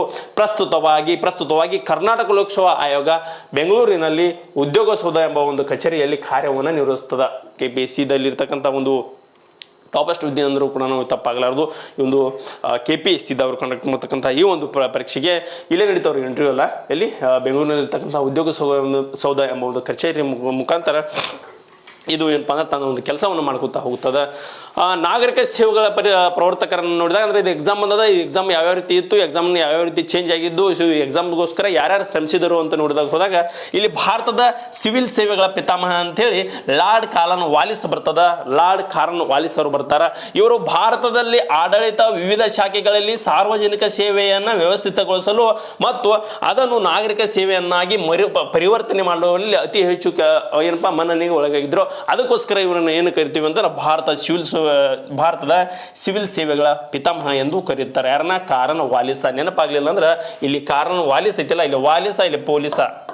ಅಂದ್ರೆ ಭಾರತ ಸಿವಿಲ್ ಸೇವೆ ಇದ್ದವ್ರು ಏನಾಗ್ತಾರೆ? ಪೊಲೀಸ್ ಆಗಿರ್ತಾರೆ, IPS ಆಗಿರ್ತಾರೆ. ಹಂಗೆ ಕಾರನ್ ವಾಲಿಸ, ಇಲ್ಲಿ ಪೊಲೀಸ್ಗಳಾಗಿರ್ತಾರೆ ಅಂತ ಗೊತ್ತಿರಲಿ. ನೆಕ್ಸ್ಟ್ ಆಧುನಿಕ ಸಿವಿಲ್ ಸೇವೆಗಳ ಪಿತಾಮಹ. ಇದು ಆಧುನಿಕ ಸಿವಿಲ್ ಸೇವೆಗಳ ಪಿತಾಮಹಗೆ ಸರ್ದಾರ್ ವಲ್ಲಭಾಯಿ ಪಟೇಲ್ ಅವ್ರನ್ನ ಕರಿತೀವಿ. ಭಾರತದ ನಾಗರಿಕ ಸೇವೆಗಳ ಆಯ್ಕೆ ಮಾಡುವ ಕೇಂದ್ರ ಲೋಕಸೇವಾ ಆಯೋಗ ಮತ್ತು ರಾಜ್ಯ ಲೋಕಸೇವಾ ಆಯೋಗದ ಸಂವಿಧಾನಾತ್ಮಕ ಒಂದು ಸ್ಥಾನಮಾನವನ್ನು, ಶಾಸನಬದ್ಧ ಸ್ಥಾನಮಾನವನ್ನು ನೀಡಲು ಕಾರಣ ಆದ ಹಿನ್ನೆಲೆಯಲ್ಲಿ ಇವರನ್ನ ಆಧುನಿಕ ಸಿವಿಲ್ ಸೇವೆಗಳ ಪಿತಾಮಹ ಎಂದು ನಮ್ಮ ಸರ್ದಾರ್ ವಲ್ಲಭಾಯಿ ಪಟೇಲ್ ಅವರನ್ನು ಕರಿತೀವಿ. ಯಾಕಂದ್ರೆ ಸಂವಿಧಾನ ಸ್ಥಾನಮಾನವನ್ನು ತೆಗೆದುಕೊಳ್ಳುವಲ್ಲಿ ಇವರು ಬಹಳ ಒಂದು ಪರಿಶ್ರಮ ಅದಕ್ಕೋಸ್ಕರ ಇವರನ್ನ ಆಧುನಿಕ ಭಾರತದ ಸಿವಿಲ್ ಸೇವೆಗಳ ಪಿತಾಮಹ ಎಂದು ಕರಿತೀವಿ, ಗೊತ್ತಿರಲಿ. ನೆಕ್ಸ್ಟ್ ಇಲ್ಲಿ ನೋಡ್ರಿ ICS ಪರೀಕ್ಷೆ, ಆಮೇಲೆ ICS ಪರೀಕ್ಷೆಯ ಉತ್ತೀರ್ಣ. ಫಸ್ಟ್ ಏನೈತೆ ಅಂದ್ರೆ ಈಗ ICS ಪರೀಕ್ಷೆ ಅಂತ ಇತ್ತು ರೀ. ನಾವು ಇಲ್ಲಿ ಇದನ್ನ ಆಧುನಿಕ ಭಾರತ ಇತಿಹಾಸ ನೋಡಿದಾಗ ಬಹಳ ಅದ್ಭುತವಾಗಿ ಇದು ಕಂಡು ಬರ್ತದ. ನೋಡ್ರಿ ICS ಪರೀಕ್ಷೆ, ಬ್ರಿಟಿಷ್ ಸರ್ಕಾರವು ಭಾರತದಲ್ಲಿ ನಾಗರಿಕ ಸೇವೆಗಳಿಗೆ ಅಧಿಕಾರಿಗಳಿಗೆ ICS ಅಂದ್ರೆ imperial civil service, imperial civil service ಎಂಬ ಒಂದು ಸ್ಪರ್ಧಾತ್ಮಕ ಪರೀಕ್ಷೆಯನ್ನ ನಡೆಸಿ ಆಯ್ಕೆ ಮಾಡಲಾಗಿತ್ತು. ಯಾವಾಗ? ಸೊ ಇವಾಗ ಬ್ರಿಟಿಷ್ದಲ್ಲಿ ಇರ್ತಕ್ಕಂಥ ಕಾಲದಾಗ ಬ್ರಿಟಿಷ್ ಸರ್ಕಾರವು ಭಾರತದಲ್ಲಿ ನಾಗರಿಕರಿಗೆ ಈ ಒಂದು ಎಕ್ಸಾಮ್ ಅನ್ನು ಕಂಡಕ್ಟ್ ಮಾಡ್ತಿದ್ರು. ಈ ಒಂದು ಸ್ಪರ್ಧಾತ್ಮಕ ಪರೀಕ್ಷೆ ಇಂಗ್ಲೆಂಡ್ನಲ್ಲಿಯೇ ಮಾತ್ರ ನಡೆಯುತ್ತಿತ್ತು. ನಂತರವಾಗಿ ಇಲ್ಲಿ ಇದರ ಕೆಲವು ಎಲ್ಲ ಒಂದು ಒತ್ತಾಯದ ಮೇಲೆಗೆ ಭಾರತ ನಡೀತೈತಿ. ಮೊದಲು ಇಲ್ಲಿ ಇಂಗ್ಲೆಂಡ್ದಾಗ ನಡೀತೈತಿ ರೀ, ಕೆಲವು ಎಲ್ಲರೂ ಒತ್ತಾಯದ ಮೇಲೆಗೆ ಭಾರತದಲ್ಲಿ ಜರುಗಿತ್ತು ನಂತರ. ಓಕೆ, ನೆಕ್ಸ್ಟ್ ರೀ, ಹಾಗಾದ್ರೆ ICS ಎಕ್ಸಾಮನ್ನು ಇಂಗ್ಲೆಂಡ್ಗೆ ಹೋಗಿ ಅಲ್ಲಿ ನಮ್ಮ ಭಾರತೀಯ ಯಾರು ಬರೆದು ಪಾಸ್ ಆಗಿದಾರಲ್ರಿ, 100% ಪಾಸ್ ಆಗಿದ್ದಾರೆ ರೀ. ಸೊ ಯಾರಪ್ಪ ಅಂತಂದ್ರೆ 1863ರಲ್ಲಿ ರವೀಂದ್ರನಾಥ್ ಟ್ಯಾಗೋರ್ ಅವರ ಸಹೋದರರಾದಂತಹ ಸತ್ಯೇಂದ್ರನಾಥ್ ಟ್ಯಾಗೋರ್ ಅವರು ಈ ಒಂದು ICS ಪರೀಕ್ಷೆಯನ್ನು ಬರೆದು ಉತ್ತೀರ್ಣರಾದಂತಹ ಮೊದಲ ಭಾರತೀಯರು ಅಂತೇಳಿ ಇದು ಏನಪ್ಪಾ ಅಂತಂದ್ರೆ ಒಂದು ಹಿರಿಮೆಗೆ ಪಾತ್ರ ಆಗ್ತಾರೆ. ಅವರ ಹೆಸರು ನೋಡ್ಬೇಕಿಲ್ಲಿ ಸತ್ಯೇಂದ್ರನಾಥ್ ಟ್ಯಾಗೋರ್ ಅವರು. ಯಾರೋ ರವೀಂದ್ರನಾಥ್ ಟ್ಯಾಗೋರ್ ಅವರ ಒಂದು ಸಹೋದರರಾದಂತಹ ಸತ್ಯೇಂದ್ರನಾಥ್ ಟ್ಯಾಗೋರ್ ಅವರು 1863ರಲ್ಲಿ ಈ ಒಂದು ICS ಎಕ್ಸಾಮ್ ಅನ್ನು ಬರೆದು ಪಾಸ್ ಆಗ್ತಾರೆ ಸ್ನೇಹಿತರೆ. ನೆಕ್ಸ್ಟ್ 1864ರಲ್ಲಿ ಭಾರತದ ಪಶ್ಚಿಮ ಭಾಗಕ್ಕೆ ನೇಮಕಗೊಂಡಂತಹ ಸಿವಿಲ್ ಸೇವೆಯನ್ನ ಆರಂಭ ಮಾಡ್ತಾರೆ ಯಾರು ಇವರು. ನೆಕ್ಸ್ಟ್ ಅದ್ರ ಜೊತೆಗೆ 1969ರಲ್ಲಿ ಸುರೇಂದ್ರನಾಥ್ ಬ್ಯಾನರ್ಜಿ ಅವರು ಈ ಪರೀಕ್ಷೆಯನ್ನು ಪಾಸ್ ಮಾಡಿದಂತಹ 2ನೇ ಭಾರತೀಯ ವ್ಯಕ್ತಿ ಅಂತ ಅನಿಸ್ಕೊಳ್ತಾರೆ ಯಾರು ಸುರೇಂದ್ರನಾಥ್ ಬ್ಯಾನರ್ಜಿ. ಇಲ್ಲಿ ಸುರೇಂದ್ರನಾಥ್ ಬ್ಯಾನರ್ಜಿ, ಇಲ್ಲಿ ಸತ್ಯೇಂದ್ರನಾಥ್ ಟ್ಯಾಗೋರ್, ಒಟ್ಟ ಕನ್ಫ್ಯೂಸ್ ಆಗಬಾರ್ದು, ಅದು ಸತ್ಯೇಂದ್ರನಾಥ ಇದು ಸುರೇಂದ್ರನಾಥ. ನೆಕ್ಸ್ಟ್ ಮತ್ತೊಂದು ನೋಡ್ರಿ ಲೋಕಸೇವಾ ಆಯೋಗ ಬಗ್ಗೆ ಅಧ್ಯಕ್ಷರು ಮತ್ತು ಸದಸ್ಯರ ನೇಮಕವನ್ನು ನೋಡಿದಾಗ ವಿಧಿ 316ನೇ ವಿಧಿ ಪ್ರಕಾರ ಈ ಒಂದು ಸದಸ್ಯರ ನೇಮಕ ಅಧ್ಯಕ್ಷರ ನೇಮಕವನ್ನು ಹೇಳ್ತದ. ಕೇಂದ್ರ ಲೋಕಸೇವಾ ಆಯೋಗ ಅಧ್ಯಕ್ಷರೊಂದು ಸದಸ್ಯರು ಸಂವಿಧಾನದ 316ನೇ ವಿಧಿ ಅನ್ವಯ ಕೇಂದ್ರ ಲೋಕಸೇವಾ ಆಯೋಗ ಮತ್ತು ಅದರ ಅಧ್ಯಕ್ಷರು ಸದಸ್ಯರು, ಅದರ ಜೊತೆಗೆ ರಾಜ್ಯ ಲೋಕಸೇವಾ ಆಯೋಗದ ಅಧ್ಯಕ್ಷರು ಮತ್ತು ಸದಸ್ಯರನ್ನು ಹೇಳ್ತದೆ ಸರ್. ಓಕೆ. ನೆಕ್ಸ್ಟ್ ಅಧಿಕಾರಾವಧಿ ಯಾರ್ದು ಅಧಿಕಾರಾವಧಿ ನೋಡ್ಬೇಕಪ್ಪ ಅಂದ್ರೆ ಈಗ ಕೇಂದ್ರ ಲೋಕಸೇವಾ ಆಯೋಗ ಅಧಿಕಾರಾವಧಿ 6 ವರ್ಷಗಳು ಅಥವಾ 65 ವರ್ಷಗಳು ಇದ್ರು ಯಾವ್ದು ಮೊದಲ ಆಕೈತಲ್ರಿ ಅದಾಗಿರ್ತದ. ಸೊ ನೆಕ್ಸ್ಟ್ ಇವರಿಗೆ ಪ್ರಮಾಣ ವಚನವನ್ನ ರಾಷ್ಟ್ರಪತಿ ಅವರನ್ನು ಬೋಧಿಸ್ತಾರ, ರಾಜೀನಾಮೆ ಕೂಡ ಇವರು ರಾಷ್ಟ್ರಪತಿಗಳಿಗೆ ನೀಡುತ್ತಾರ. ಅದರ ಜೊತೆಗೆ ವೇತನ ಕಾಲಕ್ಕೆ ಸಂಸತ್ ಏನಪ್ಪಾ ಅಂದ್ರೆ ನಿರ್ಧಾರ ಮಾಡ್ತದ, ಸಂಸತ್ತನ್ನ ನಿರ್ಧಾರ ಮಾಡ್ತದೆ ಯಾವುದು ಕೇಂದ್ರ ಲೋಕಸೇವಾ ಆಯೋಗದಾಗ. ನೆಕ್ಸ್ಟ್ ರಾಜ್ಯ ಲೋಕಸೇವಾ ಆಯೋಗದ ಮಾಹಿತಿ ಏನೈತೆ ಅಂದ್ರೆ 316ರ ಸೇಮ್ ವಿಧಿ ಅನ್ವಯ ರಾಜ್ಯ ಲೋಕಸೇವಾ ಆಯೋಗದ ಅಧ್ಯಕ್ಷರನ್ನು ಮತ್ತು ಸದಸ್ಯರನ್ನು ನೇಮಕ ಮಾಡ್ತದ. ಸೊ ನೆಕ್ಸ್ಟ್ ಇವರ ಒಂದು ಅಧಿಕಾರಾವಧಿಯನ್ನು ನೋಡಿದಾಗ ಇವರು 6 ವರ್ಷ ಮತ್ತು 62 ವರ್ಷ ವೆರಿ ಡಿಫ್ರೆಂಟ್. ಇದು ಮಾತ್ರ ಎಕ್ಸಾಮ್ದಾಗ ಕ್ವಶನ್ ಕೇಳ್ತಕ್ಕಂಥ ಒಂದು ಏನಪ್ಪಾ ಅಂದ್ರೆ ಅಂಶ ಆಗಿದೆ. ಇದು 6 ವರ್ಷ 65 ವರ್ಷ ಅಂತಂದ್ರೆ ಇದು 6 ವರ್ಷ 62 ವರ್ಷಗಳ ಒಂದು ಅವಧಿ ಇರ್ತದ. ಸೊ ಇದರಲ್ಲಿ ಯಾವ್ದು ಮೊದಲ ಅದು ಮೊದಲ, ಇಂಥವು ಟ್ವಿಸ್ಟ್ ಇದ್ದು ನೆನ್ಪಿಟ್ಕೋಬೇಕ್ರಿ. ನೆಕ್ಸ್ಟ್ ಇವರಿಗೆ ಪ್ರಮಾಣ ವಚನ ಇಲ್ಲಿ ರಾಷ್ಟ್ರಪತಿ ಮಾಡಿದ್ರೆ ಇಲ್ಲಿ ರಾಜ್ಯಪಾಲ ಅವರು ಮಾಡ್ತಾರ. ಸೊ ರಾಜೀನಾಮೆಯನ್ನು ಕೂಡ ಇಲ್ಲಿ ರಾಷ್ಟ್ರಪತಿ ಕೊಟ್ರೆ ಇಲ್ಲಿ ರಾಜ್ಯಪಾಲರು ಕೊಡ್ತಾರ. ಸೊ ಇದು ಕಾಲಕ್ಕೆ ರಾಜ್ಯ ಶಾಸಕಾಂಗ ಅಲ್ಲಿ ಸಂಸತ್ ಕೊಡ್ತದ, ಇಲ್ಲಿ ರಾಜ್ಯ ಶಾಸಕಾಂಗ ಕೊಡ್ತದ ಸ್ನೇಹಿತರೆ. ಇದು ಸಿಂಪಲ್ ಇರ್ತಕ್ಕಂಥ ಒಂದು ಮಾಹಿತಿ. ಇಲ್ಲಿ ಏನಪ್ಪಾ ಅಂದ್ರೆ ಯಾವುದೇ ರೀತಿ ಕ್ವಶನ್ಸ್ ಕೇಳಿದಾಗ ಮಾರ್ಕ್ಸ್ ಮಿಸ್ ಆಗಬಾರ್ದು. ನೆಕ್ಸ್ಟ್ ನೋಡ್ರಿ ಸಂವಿಧಾನದ 4 ಆಧಾರ ಸ್ತಂಭಗಳಲ್ಲಿ ಒಂದಾದಂತಹ ಕೇಂದ್ರ ಲೋಕಸೇವಾ ಆಯೋಗದ ವಿಧಿ ಏನು ನೋಡ್ರಿ. ಸಂವಿಧಾನದ 4 ಆಧಾರ ಸ್ತಂಭಗಳ ಬಗ್ಗೆ ನಾನು ಹಿಂದಿನ ವಿಡಿಯೋದಾಗೂ ನಾನು ಮಾಡ್ಕೊತ ಬಂದಿದ್ದೀನಿ ರೀ. ಓಕೆ. ನೆಕ್ಸ್ಟ್ ಈಗ 4ನೇ ಆಧಾರ ಸ್ತಂಭಗಳಲ್ಲಿ ಒಂದಾದಂತಹ ಇದು ಕೇಂದ್ರ ಚುನಾವಣೆ ಆಯೋಗದ ಒಂದು ವಿಧಿಯನ್ನು ಕೇಳಿದವಿ ನಾವು. ಸೊ ವಿಧಿಯನ್ನು ಕೇಳಿದಾಗ ನೋಡ್ರಿ 324 ಯಾವುದು ಭಾರತ ಸಂವಿಧಾನದ 324ನೇ ವಿಧಿ ಅನ್ವಯ ಕೇಂದ್ರ ಲೋಕಸೇವಾ ಆಯೋಗ ಸ್ಥಾಪನೆ ಆಗ್ತದ. ಸೊ ಅದರೆಲ್ಲ ಮಾಹಿತಿ ಗೊತ್ತದ ರೀ. ಇಲ್ಲಿ ನೋಡಿ ಸಂವಿಧಾನದ 4 ಆಧಾರ ಸ್ತಂಭಗಳಲ್ಲಿ ಒಂದಾದಂತಹ ಸೆಂಟ್ರಲ್ ಎಲೆಕ್ಷನ್ ಕಮಿಷನ್ ಬಗ್ಗೆ ಇದರ ಒಂದು ಹೆಸರು ನಿರ್ವಾಚನ ಸದನ. ನಿರ್ವಾಚನ ಸದನ ಇದರ ಕೇಂದ್ರ ಕಚೇರಿ ನವದೆಹಲಿ ಆಗಿದೆ. ನಿರ್ವಾಚನ ಸದನ ಅಂತ ಕರೀತಾರೆ. ಯಾವ ಒಂದು ಪದನಾಮದಿಂದ ಕರೀತಾರಪ್ಪ ಅಂತಂದ್ರೆ ನಿರ್ವಾಚನ ಪದನಾಮದಿಂದ ಕರೀತಾರೋ. ಇದಕ್ಕೆ ಒಂದ್ಸಲ ಎಕ್ಸಾಮ್ದಾಗ ಕ್ವಶನ್ ಆಗಿತ್ತು. ಡಾಕ್ಟರ್ BR ಅಂಬೇಡ್ಕರ್ ಅವರ ಒಂದು ಪ್ರಕಾರ ಸಂವಿಧಾನದ 4 ಆಧಾರ ಸ್ತಂಭಗಳಲ್ಲಿ ಕೇಂದ್ರ ಲೋಕಸೇವಾ ಆಯೋಗ ಕೂಡ ಒಂದಾಗಿ ಕೆಲಸ ಮಾಡ್ತದೆ ರೀ. ಹೌದ್ರಿ. ಸರ್ಕಾರದ 3 ಅಂಗಗಳಲ್ಲಿ ಶಾಸಕಾಂಗಕ್ಕೆ ಉತ್ತಮ ಪ್ರತಿನಿಧಿಗಳನ್ನ ಆಯ್ಕೆ ಮಾಡುವಲ್ಲಿ ಕೇಂದ್ರ ಚುನಾವಣೆ ಆಯೋಗ ಪ್ರಮುಖ ಪಾತ್ರವನ್ನು ವಹಿಸ್ತದ. ನಿರ್ಭಯವಾದಂತಹ ಪಾರದರ್ಶಕವಾದಂತಹ ಚುನಾವಣೆಗಳನ್ನು ನಡೆಸಿ ಸಮರ್ಥ ಅಭ್ಯರ್ಥಿಗಳನ್ನು ಆಯ್ಕೆ ಮಾಡುವಂತೆ ಮಾಡತಕ್ಕಂತಹ ಈ ಒಂದು ಕೇಂದ್ರ ಲೋಕಸೇವಾ ಯಾವುದು ಇದು ಕೇಂದ್ರ ಚುನಾವಣೆ ಆಯೋಗವು ಉದ್ದೇಶದಿಂದ ಭಾರತ ಸಂವಿಧಾನದ 15ನೇ ಭಾಗದಲ್ಲಿ ಎಷ್ಟನೇ ಭಾಗದಾಗ ಕ್ವಶನ್ ಕೇಳ್ತಾನೆ ಭಾರತದ ಸಂವಿಧಾನದ 15ನೇ ಭಾಗ 324ನೇ ವಿಧಿ ಅನ್ವಯ ಈ ಒಂದು ಕೇಂದ್ರ ಲೋಕಸೇವಾ ಆಯೋಗ ಸ್ಥಾಪನೆ ಆಗ್ತದೆ. ಸೊ 324ರಿಂದ 329ನೇ ವಿಧಿ ಅನ್ವಯ ಕೇಂದ್ರ ಚುನಾವಣೆ ಆಯೋಗ ಒಂದು ಸಂಬಂಧಿಸಿದಂತಹ ಸಾಂವಿಧಾನಿಕ ಅವಕಾಶಗಳನ್ನು ನೀಡಲಾಗಿದೆ. ಸಿಂಪಲ್ ನೆನಪಿಟ್ಕೋರಿ 324 very important central election commission. ಇದನ್ನ ನಿರ್ವಾಚನ ಸದನ ಅಂತ ಕರೀತಾರೆ. ಇದು ಕೂಡ ಗೊತ್ತಿರಬೇಕು, ಒಂದ್ಸಲ ಎಕ್ಸಾಮ್ದಾಗ ಕ್ವಶನ್ ಆಗಿದೆ. ನೆಕ್ಸ್ಟ್ ಕೇಂದ್ರ ಲೋಕಸೇವಾ ಆಯೋಗ ನೋಡಿದ್ವಿ, ಅದರ ಒಂದು ಸ್ಥಾಪನೆ ನೋಡಿದ್ವಿ, ಅದರ ಹಿನ್ನೆಲೆ ನೋಡ್ರಿ ಏನದ ಅಂತಂದ್ರೆ ಇದು ಸ್ಥಾಪನೆ ಆಗಿದ್ದು 324ನೇ ವಿಧಿ ಅನ್ವಯ ಸ್ಥಾಪನೆ ಆಗ್ತದೆ. ನೋಡ್ರಿ ಇದು ಅವಾಗ ಸ್ಥಾಪನೆ ಆಗ್ತಕ್ಕಂಥ ಯಾವ ವರ್ಷದಾಗ ಆಯ್ತಂದ್ರೆ 1950 ಜನವರಿ 24ರಂದು. ಯಾವುದು 1950 ಜನವರಿ 25ರಂದು ಸ್ಥಾಪನೆ ಆಗ್ತಕ್ಕಂತಹ ಈ ಒಂದು ಕೇಂದ್ರ ಚುನಾವಣೆ ಆಯೋಗ ಸಂಸ್ಥಾಪಕ ದಿನವನ್ನಾಗಿ ಅಂದ್ರೆ ಅವಾಗ ಯಾವಾಗ ಸ್ಥಾಪನೆ ಮಾಡಿದ್ವಿ ಜನವರಿ 25ಕ್ಕೆ ಮಾಡಿದ್ವಿಲ್ಲ ಆ ಒಂದು ನೆನಪಿಗಾಗಿ 2011ರಿಂದ ಏನು ಮಾಡಿದ್ವಪ್ಪ ಅಂತಂದ್ರೆ ಕೇಂದ್ರ ಸರ್ಕಾರ ಪ್ರತಿ ವರ್ಷ ರಾಷ್ಟ್ರೀಯ ಮತದಾರರ ದಿನವನ್ನಾಗಿ ಆಯ್ಕೆ ಮಾಡ್ಕೊಂತ ಬಂದದ. ಎಲ್ಲಿ ತನಕ 1950ರಿಂದ ಚಾಲು ಅದ ಇದು ಗಾಡಿ ಹಿಂಗ ಹೊಂಟದ. ಸೊ 2011ರಿಂದ ಜನವರಿ 25ನ್ನ ರಾಷ್ಟ್ರೀಯ ಮತದಾರರ ದಿನವನ್ನಾಗಿ ಆಚರಿಸಿ ಮಾಡ್ಕೊಂತ ಬಂದಾರ್ರಿ. 2024 ಜನವರಿ 25ರಿಂದ ಮತದಾನಕ್ಕಿಂತ ಮತ್ತೊಂದಿಲ್ಲ, ನಾನು ಕಡ್ಡಾಯವಾಗಿ ಮತದಾನವನ್ನು ಮಾಡುತ್ತೇನೆ ಎಂಬ ಒಂದು ಧ್ಯೇಯ ವಾಕ್ಯದೊಂದಿಗೆ 2024 ಜನವರಿ 25ರಂದು ಮತದಾನರ ದಿನವನ್ನಾಗಿ ಆಚರಿಸ್ತಾರ. ಸೊ ಗೊತ್ತಿರಲಿ. ಕೇಂದ್ರ ಲೋಕಸೇವಾ ಆಯೋಗದ ಒಂದು ಜವಾಬ್ದಾರಿಯನ್ನು ನೋಡಿದಾಗ ಸೊ ಜವಾಬ್ದಾರಿ ಏನದ ರೀ ಇಲ್ಲಿ ನೋಡಿದ್ವಿ ನಾವು. ಕೇಂದ್ರ ಲೋಕಸೇವಾ ಆಯೋಗ ಯಾವ್ಯಾವ ಒಂದು ಎಕ್ಸಾಮನ್ನು ಕಂಡಕ್ಟ್ ಮಾಡ್ತಾವೆ ಮತ್ತು ಅದರ ಜೊತೆಗೆ ರಾಜ್ಯ ಲೋಕಸೇವಾ ಆಯೋಗ ಅಲ್ಲಿ ಹಿಂದೆ ನೋಡಿದ್ವಿ. ಇಲ್ಲಿ ಕೇಂದ್ರ ಚುನಾವಣೆ ಆಯೋಗದವರು ಕೇಂದ್ರ ಚುನಾವಣೆ ಆಯೋಗದ ಜವಾಬ್ದಾರಿಗಳು ಏನದಾವ, ಇವರು ರಾಷ್ಟ್ರಪತಿಯವರಿಗೆ ಚುನಾವಣೆಯನ್ನ ನಡೆಸಿಕೊಡ್ತಾರ, ಜೊತೆಗೆ ಉಪರಾಷ್ಟ್ರಪತಿಯವರ ಚುನಾವಣೆ ನಡೆಸ್ತಾರ, ಜೊತೆಗೆ ರಾಜ್ಯಸಭೆಯ ಚುನಾವಣೆ ಮತ್ತು ಲೋಕಸಭೆಯ ಚುನಾವಣೆ ಮೇಲ್ಮನೆ ಮತ್ತು ಕೆಳಮನೆ ಆಗ್ತಕ್ಕಂಥ ರಾಜ್ಯಸಭೆ ಮತ್ತು ಲೋಕಸಭೆಯ ಚುನಾವಣೆ ಮಾಡ್ತಾರ, ಜೊತೆಗೆ ರಾಜ್ಯ ವಿಧಾನಸಭೆಗಳ ಚುನಾವಣೆ ಮತ್ತು ವಿಧಾನ ಪರಿಷತ್ಗಳ ಚುನಾವಣೆಯನ್ನು ಮಾಡ್ತಾರ. ಕೇಂದ್ರ ಚುನಾವಣೆ ಆಯೋಗವು ಮೇಲಿನ ಎಲ್ಲ ಚುನಾವಣೆಗಳ ಜವಾಬ್ದಾರಿಯನ್ನು ಹೊಂದ್ಕೋತಾವ್ರಿ. ಮೇಲಿನ ಏನು ಹೇಳ್ತಾನಲ್ಲಿ ಯಾರು ಭಾಳ ಇಂಪಾರ್ಟೆಂಟ್ ರೀ, ಭಾಳ ಸಲ ಎಕ್ಸಾಮ್ದಾಗ ಕೇಳಿದಾನೆ.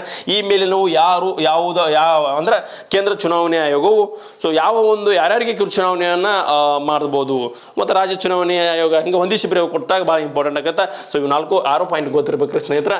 ಸೊ ನೆಕ್ಸ್ಟ್, ಜಗತ್ತಿನ ಅತಿ ದೊಡ್ಡ ಪ್ರಜಾಪ್ರಭುತ್ವ ರಾಷ್ಟ್ರವಾದಂತಹ ಭಾರತ ಮೊದಲ ಸಾರ್ವತ್ರಿಕ ಚುನಾವಣೆಯನ್ನು ಯಾವಾಗ ನಡೆಸಿತ್ತು? ನೋಡ್ರಿ, ಅತಿ ದೊಡ್ಡ ಯಾವುದು ಪ್ರಜಾಪ್ರಭುತ್ವ ರಾಷ್ಟ್ರವಾದಂತಹ ಭಾರತ ಅತಿ ದೊಡ್ಡ ಪ್ರಜಾಪ್ರಭುತ್ವ ರಾಷ್ಟ್ರ ಅಂತ ನಾವು ಹೇಳ್ತೀವಿ. ಇದು ಸಾರ್ವತ್ರಿಕ ಚುನಾವಣೆಯನ್ನು ಯಾವಾಗಿಂದ ನಡೆಸುತ್ತಾ ಬಂತು? ಭಾಳ ಸಲ ಇದೊಂದು PCಗೆ ಎಕ್ಸಾಮ್ದಾಗ ಏನಪ್ಪ ಅಂದ್ರೆ ಕ್ವಶನ್ ಆಗ್ಯದ. ಸೊ ನೋಡ್ರಿ ಏನೇನು ಅಂತಂದ್ರೆ, ಜಗತ್ತಿನ ಅತಿ ದೊಡ್ಡ ಪ್ರಜಾಪ್ರಭುತ್ವ ರಾಷ್ಟ್ರವಾದಂತಹ ನಮ್ಮ ಹೆಮ್ಮೆಯ ಭಾರತ 1951-52ನೇ ಸಾಲಿನಲ್ಲಿ ಮೊದಲ ಬಾರಿಗೆ ಸಾರ್ವತ್ರಿಕ ಚುನಾವಣೆಯನ್ನ ಲೋಕಸಭಾ ಚುನಾವಣೆಯನ್ನ ಸಾರ್ವತ್ರಿಕವಾಗಿ ಚುನಾವಣೆಯನ್ನ ಕೇಂದ್ರ ಚುನಾವಣೆ ಆಯೋಗ ನಡೆಸುತ್ತಾ ಬಂದಿತ್ತು 1951-52ನೇ ಸಾಲಿನಾಗ. ಸೊ ಇದಕ್ಕೊಂದು ಆನ್ಸರ್ ಸಿಕ್ತಂತ ಅನ್ಕೋದ್ರೆ 1951-52ರಾಗ. ಓಕೆ, ಡಿಸೆಂಬರ್ದಾಗ ಮಾಡ್ತಾನೆ ಮತ್ತು ಫೆಬ್ರವರಿ ಒಂದ್ಸಲ ಆಗ್ತದೆ, ಹಿಮಾಚಲದಾಗ ಫಸ್ಟ್ ಆಗ್ತದೆ. ಸೊ ನೆಕ್ಸ್ಟ್ ಈ ಕಡೆ ಬರ್ತದೆ ನೋಡ್ರಿ. ಮುಂದೋಡ್ರಿ, 1951ರಲ್ಲಿ ಹಿಮಾಚಲ ಪ್ರದೇಶ ರಾಜ್ಯದಲ್ಲಿ ಚುನಾವಣೆಯು ಆರಂಭವಾಯಿತು. ಹಿಮಾಚಲ ಪ್ರದೇಶದಲ್ಲಿ ಇರ್ತಕ್ಕಂತಹ ಶಾಲೆ ಒಂದರ ಶಿಕ್ಷಕರಾಗಿರ್ತಕ್ಕಂತಹ ಶ್ಯಾಮ್ ಶರಣ್ ನೇಗಿ ಅವರು ಮೊದಲ ಬಾರಿಗೆ ಮತದಾನವನ್ನು ಮಾಡಿದ್ರು. ಭಾರತ ದೇಶದಲ್ಲಿ ಮೊದಲ ಬಾರಿಗೆ ಮತದಾನ ಮಾಡಿದಂತಹ ಕೀರ್ತಿ ಯಾರಿಗೆ ಸಿಗುತ್ತೆ ಅಂದ್ರೆ ಈ ಶ್ಯಾಮ್ ಶರಣ್ ನೇಗಿ ಅವರಿಗೆ ಒಂದ್ಸಲ ಎಕ್ಸಾಮ್ ಆಗ್ಯದ ಸ್ನೇಹಿತರೆ, ಹೌದಲ್ರಿ. ಈ ಮೂಲಕ ಇವರು ದೇಶದಲ್ಲಿ ಮೊದಲ ಬಾರಿಗೆ ಮತದಾನ ಮಾಡಿದಂತಹ ಒಂದು ಹೆಗ್ಗಳಿಕೆಗೆ ಪಾತ್ರರಾಗ್ತಾರೆ. 1951 ಅಕ್ಟೋಬರ್ 25ರಿಂದ ಆರಂಭವಾದಂತಹ ಈ ಒಂದು ಆರಂಭವಾಗಿ 1952 ಅಂದ್ರೆ ಯಾವಾಗ ನೀತಿ ಯಾವುದು ಕೋಡ್ ಆಫ್ ಕಂಡಕ್ಟ್ ಜಾರಿ ಆಗ್ತದಲ್ಲ ಅವಾಗಿಂದ ಏನಪ್ಪ ಅಂದ್ರೆ 1951ರಿಂದ ಅಕ್ಟೋಬರ್ 25ರಿಂದ ಸ್ಥಾಪನೆಯಾಗಿ 1952 ಮಾರ್ಚ್ 27ಕ್ಕೆ ಚುನಾವಣೆ ಮುಕ್ತಾಯ ಆಗ್ತದ. 51-52 ಅದಕ್ಕೆ ಕೊಟ್ಟರೆ ನಾ ಇಲ್ಲಿ ಚುನಾವಣೆ ಮುಕ್ತಾಯ ಆಗ್ತದೆ. ಸೊ ಇವಾಗ ಏನಪ್ಪ ಅಂದ್ರೆ 18ನೇ ಲೋಕಸಭಾ ಚುನಾವಣೆಯು ಕೇಂದ್ರ ಚುನಾವಣೆ ಆಯೋಗ ನಡೆಸಲಿದೆ ಅಂದ್ರೆ ನಡೆಸಲಿದೆ ಅಲ್ಲ. 18ನೇ ಲೋಕಸಭಾ ಚುನಾವಣೆ ಆಯೋಗ ಅವರು ಮೊನ್ನೆ ನಡೆಸಿದ್ದಾರೆ ಅಂತ ನೀವು ನೋಡಬಹುದು. ನೆಕ್ಸ್ಟ್ 18ನೇ ಚುನಾವಣೆ ಆಯೋಗ 2024ರಲ್ಲಿ ನಡೆದ ಏಪ್ರಿಲ್ 19ರಿಂದ ಜೂನ್ 1ರವರೆಗೆ 543 ಲೋಕಸಭಾ ಚುನಾವಣೆಗೆ ಏನಪ್ಪ ಅಂದ್ರೆ ಯಾವುದು 7 ಹಂತದಲ್ಲಿ 7 ಹಂತದಲ್ಲಿ ಎಲೆಕ್ಷನ್ ನಡೆದ. ಸೊ ಸುಮಾರು 65.79% ಆಗಿ ಈ ಒಂದು ಲೋಕಸಭಾ ಚುನಾವಣೆಗೆ ಮತದಾನ ಒಂದು ನಮ್ಮ ಭಾರತದಲ್ಲಿ ಆಗ್ಯದಂದು ನಾವು ಇಲ್ಲಿ ಕಂಡುಕೊಳ್ತದ. ಸೊ ಅದರ ಜೊತೆಗೆ ನೋಡ್ರಿ ಇಲ್ಲಿ ಏನಾಗ್ತದ, ಸೊ ಭಾರತೀಯ ಜನತಾ ಪಾರ್ಟಿ ತನ್ನ ಒಂದು ಮೈತ್ರಿಯ ಬೆಂಬಲದೊಂದಿಗೆ NDA ಒಕ್ಕೂಟ ಸರ್ಕಾರವನ್ನು ಕೇಂದ್ರದಲ್ಲಿ ರಚಿಸಿ ಅಧಿಕಾರದ ಚುಕ್ಕಾಣಿಯನ್ನು ಹಿಡಿದದ. ಸೊ ಫಲಿತಾಂಶಗಳು ಕೂಡ ಪ್ರಕಟವಾಗಿ 240 ಸ್ಥಾನಗಳು ಅತಿ ದೊಡ್ಡ ಪಕ್ಷವಾಗಿ ಹೊರಹೊಮ್ಮಿತ್ತು. ಯಾವುದು? ಈ BJP ಪಕ್ಷ, ಭಾರತೀಯ ಜನತಾ ಪಕ್ಷ. ಯಾವಾಗಲೇ 2024ರ ಒಂದು ರಿಸಲ್ಟ್ ನೋಡಿದಾಗ ಆಗಿರ್ತದ 543 ಸ್ಥಾನಗಳು ಲೋಕಸಭಾ ಸ್ಥಾನಗಳು ಇಲ್ಲಿ ನೋಡ್ರಿ ಭಾರತದಲ್ಲಿ ಇರ್ತಾವ. ಸೊ ಸಿಂಪಲ್ ಆದರೂ ಕೂಡ ಅತಿ ಚೊಕ್ಕವಾದಂತಹ ಮಾಹಿತಿ ಇದಾಗಿರ್ತದ. ಸೊ ನೆಕ್ಸ್ಟ್, ಭಾರತದಲ್ಲಿ ಭೂ ಸುಧಾರಣೆ ಬಂದದ. ಸೊ ಭಾರತದಲ್ಲಿ ಬ್ರಿಟಿಷ್ ಕಾಲದಲ್ಲಿ ಕಾಯಂ ಜಮೀನ್ದಾರಿ ಪದ್ಧತಿಯನ್ನು ಯಾರು ಜಾರಿಗೆ ತಂದರು? ಏನು ಮಾಸ್ತಾರ ಇಲ್ಲಿ ಏನು ಹಿಸ್ಟ್ರಿ ತಂದಿ ಕರೆಂಟ್ ಅಫೇರ್ಸ್ ಹೇಳ್ತೀವಿ ಏನು ಹೇಳ್ತೀವಿ ನೋಡ್ರಿ. ಸ್ಪರ್ಧಾ ವಿಜೇತ ಮ್ಯಾಗಝಿನ್ದಾಗ ಏನು ಇಂಪಾರ್ಟೆಂಟ್ ಐತಲ್ಲ ಅದನ್ನೆಲ್ಲ ಹೇಳ್ಕೊತ ಹೋಗಬೇಕ ಇಲ್ಲಿ. ಸೊ ಭಾಳ ಇಂಪಾರ್ಟೆಂಟ್ ಅಂತಹ ಮಾಹಿತಿ ಇದಾಗಿರ್ತದ. ಭೂ ಸುಧಾರಣೆ ಬಗ್ಗೆ ಇಲ್ಲೊಂದು ಏನು ಬಂದಿತ್ತಪ್ಪ ಅಂತಂದ್ರೆ ಒಂದು ಪೇಜ್ದಾಗ ಭೂ ಸುಧಾರಣೆ ಬಗ್ಗೆ ಒಂದು ಪುಟ ಬಂದಿತ್ತು. ಅಲ್ಲಿ ನಾ ಏನು ಇಂಪಾರ್ಟೆಂಟ್ ಅಂತ ನೋಡಿದಾಗ ಇಲ್ಲೊಂದು ಕೆಲವೊಂದಿಷ್ಟು ಅಂಶಗಳು ಇಂಪಾರ್ಟೆಂಟ್ ಆಗಿತ್ತು, ಅದಕ್ಕೋಸ್ಕರ ಹಾಕಿದ್ದೀನಿ ರೀ. ಬ್ರಿಟಿಷ್ ಸರ್ಕಾರದಲ್ಲಿ ಆರ್ಥಿಕ ಮೂಲಗಳನ್ನು ಹೆಚ್ಚಿಸಿಕೊಳ್ಳಲು ಕಂದಾಯವನ್ನು ಪ್ರಮುಖವಾಗಿ ಮೂಲದನ್ನಾಗಿ ಮಾಡಿಕೊಂಡಿದ್ದರು. ಕಂದಾಯ ವಸೂಲಿ ಮಾಡೋದು ಮೂಲ ಅಸ್ತ್ರವನ್ನಾಗಿ ಬಳಸಿಕೊಂಡಿದ್ದರು. ಯಾರು? ಬ್ರಿಟಿಷರೇ ಬಂದರು. ನೆಕ್ಸ್ಟ್, ಈ ಒಂದು ಹಿನ್ನೆಲೆಯಲ್ಲಿ ಕಾಲಕಾಲಕ್ಕೆ ಕಂದಾಯ ನೀತಿ ಜಾರಿಗೆಗೊಳಿಸುತ್ತಿದ್ದರು. ಕಾಲಕಾಲಕ್ಕೆ ಕಂದಾಯ ನೀತಿಯನ್ನು ಜಾರಿಗೊಳಿಸಿ ಏನಾರು ಒಂದು ಲಾಭ ಪಡೆಯಕ್ಕೆ ಬ್ರಿಟಿಷರು ಕುತಂತ್ರವನ್ನು ಮಾಡ್ತಿದ್ರಲ್ಲ, ಹಂಗೆ ಆ ನಿಟ್ಟಿನಾಗ ಭೂ ಕಂದಾಯ ನೀತಿಗಳನ್ನು ಕೂಡ ಬಹಳ ಅಸ್ತ್ರವಾಗಿ ಇಲ್ಲಿ ಬಳಸ್ತಾರಂತ ಹೇಳ್ಬೋದು. ಅದರೊಳಗೆ ಮೊದಲೇದ ಕಾಯಂ ಜಮೀನ್ದಾರ ಪದ್ಧತಿಯನ್ನು ಮಾಡಿದ್ರಿ. ಕಾಯಂ ಜಮೀನ್ದಾರ ಪದ್ಧತಿ ಏನಪ್ಪ ಅಂದ್ರೆ ಈ ಪದ್ಧತಿಯನ್ನು ಬಂಗಾಳ, ಬಿಹಾರ, ಒಡಿಶಾ ಪ್ರಾಂತ್ಯಗಳಲ್ಲಿ ಎಕ್ಸಾಮ್ದಾಗ ಬಾರಿ ಕೇಳಿದಾನೆ. ಮೊದಲ ಬಾರಿಗೆ ಕಾಯಂ ಜಮೀನ್ದಾರ ಪದ್ಧತಿ ಯಾವ ಒಂದು ಪ್ರಾಂತ್ಯದಲ್ಲಿ ಸ್ಥಾಪನೆ ಆಯಿತು ಅಥವಾ ಯಾವ ಒಂದು ಪ್ರಾಂತ್ಯಕ್ಕೆ ಸಂಬಂಧಪಡ್ತದೆ ಅಂದ್ರೆ ಬಂಗಾಳ, ಬಿಹಾರ, ಒಡಿಶಾ. ಓಕೆ, ಬಂಗಾಳ, ಬಂಗಾಳ, ಬಿಹಾರ, ಒಡಿಶಾ ಪ್ರಾಂತ್ಯಗಳಲ್ಲಿ ಕಾರ್ನ್ವಾಲಿಸ್ ಅವರು 1773ರಲ್ಲಿ, ಕಾರ್ನ್ವಾಲಿಸ್ ಅವರು 1793ರಲ್ಲಿ, ಬಹಳ ಇಂಪಾರ್ಟೆಂಟ್, 1793ರಲ್ಲಿ ಜಾರಿಗೆ ತಂದನು. ಸ್ಥಳೀಯ ತೆರಿಗೆ ಸಂಗ್ರಹಕಾರನಿಂದ ಭೂಮಿಯ ಮಾಲೀಕನನ್ನ ನೀಡಲಾಗುತ್ತೆ. ಅಂದ್ರೆ ಸ್ಥಳೀಯ ತೆರಿಗೆ ಸಂಗ್ರಹಕಾರನಿಗೆ ಭೂಮಿಯ ಮಾಲೀಕತ್ವವನ್ನು ನೀಡಲಾಗುತ್ತಿತ್ತು. ಸಾಗುವಳಿದಾರನು ತಮ್ಮ ಹೊಲಗಳನ್ನ ಕೇವಲ ಹಿಂಡುವಳಿದಾರರಿಗೆ ಪಾಯಿಂಟ್ ನೋಡ್ರಿ, ಸಾಗುವಳಿದಾರರು ತಮ್ಮ ಒಂದು ಹೊಲಗಳಲ್ಲಿ ಕೇವಲ ಹಿಡುವಳಿದಾರನಾಗಿದ್ದರು. ಜಮೀನುದಾರರು ಬ್ರಿಟಿಷ್ ಸರ್ಕಾರದ ಏಜೆಂಟರಂತೆ ವರ್ತನೆ ಮಾಡ್ತಿದ್ದಾರೆ. ಅಂದ್ರೆ ಈ ಜಮೀನ್ದಾರರು ಏನದಾರಲ್ಲ ಇವರು, ಸೊ ಇವರು ಬ್ರಿಟಿಷರ ಸರ್ಕಾರದ ಏಜೆಂಟರಂತೆ ವರ್ತನೆ ಮಾಡಿದ್ದಾರೆ. ಅಂದ್ರೆ ಕಂದಾಯವನ್ನು ವಸೂಲಿ ಮಾಡೋದು, ಅಲ್ಲಿ ಕೊಡೋದು, ಈ ತರ ಆಗಿತ್ತು. ಜಮೀನ್ದಾರರ ನಿಗದಿತ ಕಂದಾಯಕ್ಕಿಂತ ಹೆಚ್ಚಿನ ಕಂದಾಯವನ್ನು ವಸೂಲಿ ಮಾಡಿ ರೈತರಿಗೆ ಶೋಷಣೆ. ಈಗ ನೋಡೋಣ, ಮೀಡಿಯೇಟರ್ ಇವ್ ನೋಡು, ಏಜೆಂಟ್ ಇರ್ತಾನೆ, ಯಾರು ಕಂದಾಯದಾರ. ಸೊ ಇದು ಏನ್ ಮಾಡ್ತಾನೆ ಅಂದ್ರೆ ಬ್ರಿಟಿಷರು ಹೊರಿಸಿದಂತಹ ಒಂದು ಕಂದಾಯಕ್ಕಿಂತ ಹೆಚ್ಚು ವಸೂಲಿ ಮಾಡಿ ಅಲ್ಲಿ ಏನಪ್ಪಾ ಅಂತಂದ್ರೆ ರೈತರಿಗೆ ಶೋಷಣೆ ಮಾಡ್ತಕ್ಕಂಥ ಒಂದು ಸಂದರ್ಭದಲ್ಲಿ ಈ ಒಂದು ಏನಪ್ಪ ಅಂದ್ರೆ ಕಾಯಂ ಜಮೀನ್ದಾರ ಪದ್ಧತಿಯ ಒಂದು ಇದಾಗ್ತದ ನೀತಿಯನ್ನು ಇಲ್ಲಿ ರೂಪಿಸ್ತಾರ್ರಿ. ಸೊ ಯಾರು ರೂಪಿಸ್ತಾರೆ ಮೊದಲ ಬಾರಿಗೆ ಅಂದ್ರೆ ಈ ಒಂದು ಶೋಷಣೆಯನ್ನು ಕಂಡುಹಿಡಿತಕ್ಕಂಥ ಒಂದು ಚಾರ್ಲ್ ಮೆಟ್ಕಾಪ್ ಅವರು ಬರ್ತಾರೆ. ಹಿಂಗೆ ಹೇಳ್ತಾರೆ ಇವ್ರು, ಯಾರು ಹಿಂಗೆ ಹೇಳ್ತಾರೆ, ಏನು ಹೇಳ್ತಾರಪ್ಪ ಅಂದ್ರೆ ಈ ಒಂದು ಶೋಷಣೆ ಕಾಯಂ ಜಮೀನ್ದಾರ ಪದ್ಧತಿ ಜಾರಿಗೆ ತರ್ತಾರಲ್ಲ, ತಂದಾರ ಕಾರ್ನ್ವಾಲಿಸ್. ಸೊ ಈ ಒಂದು ಜಮೀನ್ದಾರ ಪದ್ಧತಿಯ ಶೋಷಣೆಯನ್ನು ನೋಡ್ತಕ್ಕಂಥ ಮತ್ತೊಬ್ಬ ಬ್ರಿಟಿಷ್ ಅಧಿಕಾರಿ ಏನು ಹೇಳ್ತಾರೆ ಅಂತಂದ್ರೆ ಅವರೇ ಮೆಟ್ಕಾಪ್ ಅವರು ಏನು ಹೇಳ್ತಾರಂದ್ರೆ, ಕಾಯಂ ಜಮೀನ್ದಾರ ಪದ್ಧತಿಯ ನೀತಿಯಿಂದ ಭಾರತದ ರೈತರು ಸಾಲದಲ್ಲಿ ಹುಟ್ಟಿ ಸಾಲದಲ್ಲಿ ಬದುಕಿ ಸಾಲದಲ್ಲೇ ಸತ್ತು ಹೋಗುತ್ತರು ಎಂಬ ಒಂದು ಮಾತು ಏನಪ್ಪ ಅಂದ್ರೆ ಬ್ರಿಟಿಷ್ ಅಧಿಕಾರಿಯಾದಂತಹ ಲಾರ್ಡ್ ಚಾರ್ಲ್ಸ್ ಮೆಟ್ಕಾಪ್ ಅವರು ಹೇಳ್ತಾರೆ ಸ್ನೇಹಿತರೆ. ಸೊ ಭಾಳ ಇದು ಕೂಡ ಏನೋ ಅರ್ಥಪೂರ್ಣವಾದಂತಹ ಮಾತದ. ಸೊ ರೈತರ ಪದ್ಧತಿ ಅಂದ್ರೆ ರೈತವಾರಿ ಪದ್ಧತಿ, ಇದು ಕೂಡ ಏನಪ್ಪ ಅಂದ್ರೆ ರೈತವಾರಿ ಸಿಸ್ಟಮ್ ಇಲ್ಲಿ ಪದ್ಧತಿ. 1820 ಮಧ್ಯವರ್ತಿಗಳ ಸಹಾಯವಿಲ್ಲದೆ ರೈತನೇ ನೇರವಾಗಿ ಸರ್ಕಾರಕ್ಕೆ ಕಂದಾಯವನ್ನು ಸಂದಾಯ ಮಾಡುವುದನ್ನು ರೈತವಾರಿ ಪದ್ಧತಿ ಅಂತ ಹೇಳ್ತಾರೆ. ಡೈರೆಕ್ಟ್ ಇವ ರೈತನ ಹೋಗಾಕತ್ತಿ, ಅವಾಗ ಮೀಡಿಯೇಟರ್ ಇದ್ದ. ಸೊ ಈಗಿಲ್ಲ, ಡೈರೆಕ್ಟ್ ರೈತನ ಹೋಗಾಕತ್ತ. ರೈತವಾರಿ ಪದ್ಧತಿ ಸರ್ಕಾರ ಮತ್ತು ರೈತರ ನಡುವಿನ ನೇರ ಸಂಬಂಧವೇ ರೈತವಾರಿ ಪದ್ಧತಿಯ ಮುಖ್ಯ ಲಕ್ಷಣವಾಗಿದೆ. ಸೊ ರೈತವಾರಿ ಪದ್ಧತಿಯನ್ನ ಬಾರಾಮಹಲ್ ಪ್ರಾಂತ್ಯದಲ್ಲಿ 1792ರಲ್ಲಿ ಅಲೆಕ್ಸಾಂಡರ್ ರೀಡ್ ನೋಡ್ರಿ ಹೇಳ್ತಾರೆ ರೈತವಾರಿ ಪದ್ಧತಿಯನ್ನು ಮೊದಲ ಬಾರಿಗೆ 1792ರಲ್ಲಿ. ಸೊ ಯಾವುದು ಬಾರ್ಮಹಲ್ ಪ್ರಾಂತ್ಯದಲ್ಲಿ ಅಲೆಕ್ಸಾಂಡರ್ ರೀಡ್ ಅವರು ಎಂಬುವನು ಜಾರಿಗೆ ತಂದನು. ತದನಂತರ 1820ರಲ್ಲಿ ರೈತವಾರಿ ಪದ್ಧತಿಯನ್ನು ಥಾಮಸ್ ಮೆನ್ರೋ ಅವರು ಮದ್ರಾಸ್ ಮತ್ತು ಮೈಸೂರು ಪ್ರಾಂತ್ಯಗಳಲ್ಲಿ ಜಾರಿಗೆ ತಂದರು. ಇದು ಕ್ವಶನ್ ಆಗಿದೆ 1820ರಲ್ಲಿ. ಸೊ 1820ರಲ್ಲಿ ರೈತವಾರಿ ಪದ್ಧತಿಯನ್ನು ಏನಪ್ಪಾ ಅಂತಂದ್ರೆ ಥಾಮಸ್ ಮೆನ್ರೋ ಅವರು ಮದ್ರಾಸ ಮೈಸೂರು ಪ್ರಾಂತ್ಯಗಳಲ್ಲಿ, ಕರ್ನಾಟಕಕ್ಕೂ ಬಂದು ಹತ್ತಿದ್ ನೋಡ್ರಿ ಇಲ್ಲಿ ಮದ್ರಾಸ್ ನಂತರ ಮೈಸೂರು ಪ್ರಾಂತ್ಯಗಳಲ್ಲಿ ಬಂದು ಜಾರಿಗೆ ತಂದರ. ತದನಂತರ ಮುಂಬೈಯ ಸಿಂಧ, ಬಿಹಾರ, ಅಸ್ಸಾಂಗಳಲ್ಲಿ ಜಾರಿಗೆ ಬಂದಂಥ ಈ ಒಂದು ರೈತವಾರಿ ಪದ್ಧತಿಯು ಸರ್ಕಾರ ಮತ್ತು ರೈತರ ನಡುವಿನ ನೇರ ಸಂಪರ್ಕದೊಂದಿಗೆ ಮುಂದೆ ಹೋಗಿತ್ತು. ಸ್ನೇಹಿತರೆ, ಬಹಳ ಇಂಪಾರ್ಟೆಂಟ್ ಆದಂತಹ ಮಾಹಿತಿ ಇದಾಗಿರ್ತದೆ. ನೆಕ್ಸ್ಟ್ ಮತ್ತೊಂದು ಪದ್ಧತಿಯನ್ನು ನೋಡಿದಾಗ ಮಹಲ್ವಾರಿ ಪದ್ಧತಿ ಅಂದ್ರೆ ನೋಡ್ರಿ, ಮಹಲ್ವಾರಿ ಪದ್ಧತಿ ಪರಿಕಲ್ಪನೆಯನ್ನ ರೂಪಿಸಿದವರು ಯಾರು? ಹೋಲ್ಟ್ ಮೆಕಾಂಡೆ ಅವರು ಏನಪ್ಪಾ ಅಂದ್ರೆ ಈ ಒಂದು ಪದ್ಧತಿಯನ್ನ ವಿಲಿಯಂ ಬೆಂಟಿಕ್ ಅವರ ಒಂದು ಪರಿಷ್ಕೃತ ಭಾರತದಲ್ಲಿ ಜಾರಿಗೆ ತಂದರು. ಅಂದ್ರೆ ಇವರು ಹೋಲ್ಟ್ ಮೆಕಾಂಡೆ ಅವರ ಈ ಪದ್ಧತಿಯನ್ನ ವಿಲಿಯಂ ಬೆಂಟಿಕ್ ಅವರು ಒಂದು ಪರೀಕ್ಷೆ ಮಾಡಿ ಭಾರತದಲ್ಲಿ ಜಾರಿಗೆ ತಂದರು. ಮಹಲ್ ಎಂದರೆ ತಾಲೂಕು ಎಂದರ್ಥ. ಈ ಒಂದು ಪದ್ಧತಿಯನ್ನ ಗಂಗಾ ಕಣಿವೆ ವಾಯು ಪ್ರಾಂತ್ಯದಲ್ಲಿ ಇರ್ತಕ್ಕಂಥ ಪಂಜಾಬ ಕೇಂದ್ರ ಪ್ರಾಂತ್ಯಗಳಲ್ಲಿ ಆರ್ ಬರ್ಡ್ ಮತ್ತು ಜೇಮ್ಸ್ ಥಾಮಸ್ ಅವರು ಕೂಡ ಪ್ರಯೋಗಿಸಿದರು. ಎಲ್ಲರೂ ಕೂಡ ಉತ್ತರ ಪ್ರದೇಶ, ಮಧ್ಯಪ್ರದೇಶ ಕೆಲವು ಭಾಗಗಳಲ್ಲಿ, ದೆಹಲಿ ಪ್ರಾಂತ್ಯಗಳಲ್ಲಿ ಮತ್ತು ಈಶಾನ್ಯ ಭಾರತದಲ್ಲಿ ಕೂಡ ಈ ಒಂದು ವಾಯುವ್ಯ ಭಾರತದಲ್ಲಿ ಕೆಲವು ಪ್ರಾಂತ್ಯಗಳಲ್ಲಿ ಈ ಒಂದು ಮಹಲ್ವಾರಿ ಪದ್ಧತಿಯನ್ನು ಜಾರಿಗೆ ತಂದ್ರೆ ಅಂತ ಹೇಳ್ಬೋದು. ಸೊ ನೋಡ್ರಿ, ಸೊ ಇದು ಮಹಲ್ ಎಂದರೆ ತಾಲೂಕು ಎಂದು ಅರ್ಥ ಆಗ್ತದೆ. ಸೊ ನೆಕ್ಸ್ಟ್ ಮತ್ತೊಂದು ಮಾಹಿತಿ ನೋಡಿದಾಗ ಕುಮಾರಪ್ಪ ಕೃಷಿ ಸುಧಾರಣೆ, JC ಕುಮಾರಪ್ಪ ಕೃಷಿ ಸುಧಾರಣಾ ಸಮಿತಿಯು ಯಾವಾಗ ನೇಮಕವಾಯಿತು? 1949 ನೇಮಕ ಆಗ್ತದೆ. ಸೊ ಈ ನೇಮಕಕ್ಕಿಂತನೂ ಇದು ಏನು ವಿಶೇಷ ಒಪ್ಪಂದಿತ್ತು? ಈ ಒಂದು ಸಮಿತಿ ಯಾವ್ದಪ್ಪ ಅಂತಂದ್ರೆ JC ಕುಮಾರಪ್ಪ ಕೃಷಿ ಸುಧಾರಣಾ ಸಮಿತಿ. ಕೃಷಿ ಕೊಟ್ಟನಂದ್ರೆ ಕೃಷಿಗೆ ಸುಧಾರಣೆ ಆಗಿರ್ತಕ್ಕಂಥ ಒಂದು ಸಮಿತಿ ಆಗಿರ್ತದೆ. ಸೊ ಭಾರತದಲ್ಲಿ ಭೂಮಿಯು ಕೆಲವೇ ಮಂದಿಯ ಒಡೆತನದಲ್ಲಿ ಕೇಂದ್ರೀಕರಣಗೊಂಡಿತ್ತು. ಸೊ ನೆಕ್ಸ್ಟ್ ಈ ಹಿನ್ನೆಲೆಯಲ್ಲಿ ಶೋಷಣೆಯ ಗುತ್ತಿಗೆಯ ಪದ್ಧತಿಯಂತಹ ಅನೇಕ ಸವಾಲುಗಳಿದ್ದವು. ಇಂತಹ ಸಮಸ್ಯೆಗಳನ್ನು ಪರಿಹಾರ ಕಂಡುಕೊಳ್ಳಿ ಭಾರತ ಸರ್ಕಾರವು 1949ರಲ್ಲಿ JC ಕುಮಾರಪ್ಪ ಒಂದು ಅಧ್ಯಕ್ಷತೆಯಲ್ಲಿ ಸಮಿತಿಯನ್ನು ನೇಮಕ ಮಾಡಲಾಯಿತು. ಈ ಒಂದು ಸಮಿತಿಯ ಸಮಗ್ರ ಕೃಷಿ ಸುಧಾರಣೆಯ ಸಂಬಂಧಿಸಿದಂತಹ ಶಿಫಾರಸು ಮಾಡಿತ್ತು. ಕೃಷಿ ಸುಧಾರಣೆಗೆ ಸಂಬಂಧಿಸಿದಂತಹ ಶಿಫಾರಸುಗಳನ್ನು ಮಾಡಿದಂತಹ ಸಮಿತಿಯೇ JC ಕುಮಾರಪ್ಪ ಸಮಿತಿ. 1949 49 ರೀ. ಸೊ ಕುಮಾರಪ್ಪ ಸಮಿತಿಯವರ ಒಂದು ಶಿಫಾರಸನ್ನು ನೋಡಿದಾಗ ಮಧ್ಯವರ್ತಿಗಳನ್ನ ನಿರ್ಮೂಲನೆ ಮಾಡುವುದು ಮುಖ್ಯ ಉದ್ದೇಶ ಆಗಿತ್ತು ಮತ್ತು ಹಿಂಡುವಳಿ ಸುಧಾರಣೆ ಮಾಡುವುದು ಕೂಡ ಒಂದು ಮುಖ್ಯ ಉದ್ದೇಶ ಆಗಿತ್ತು.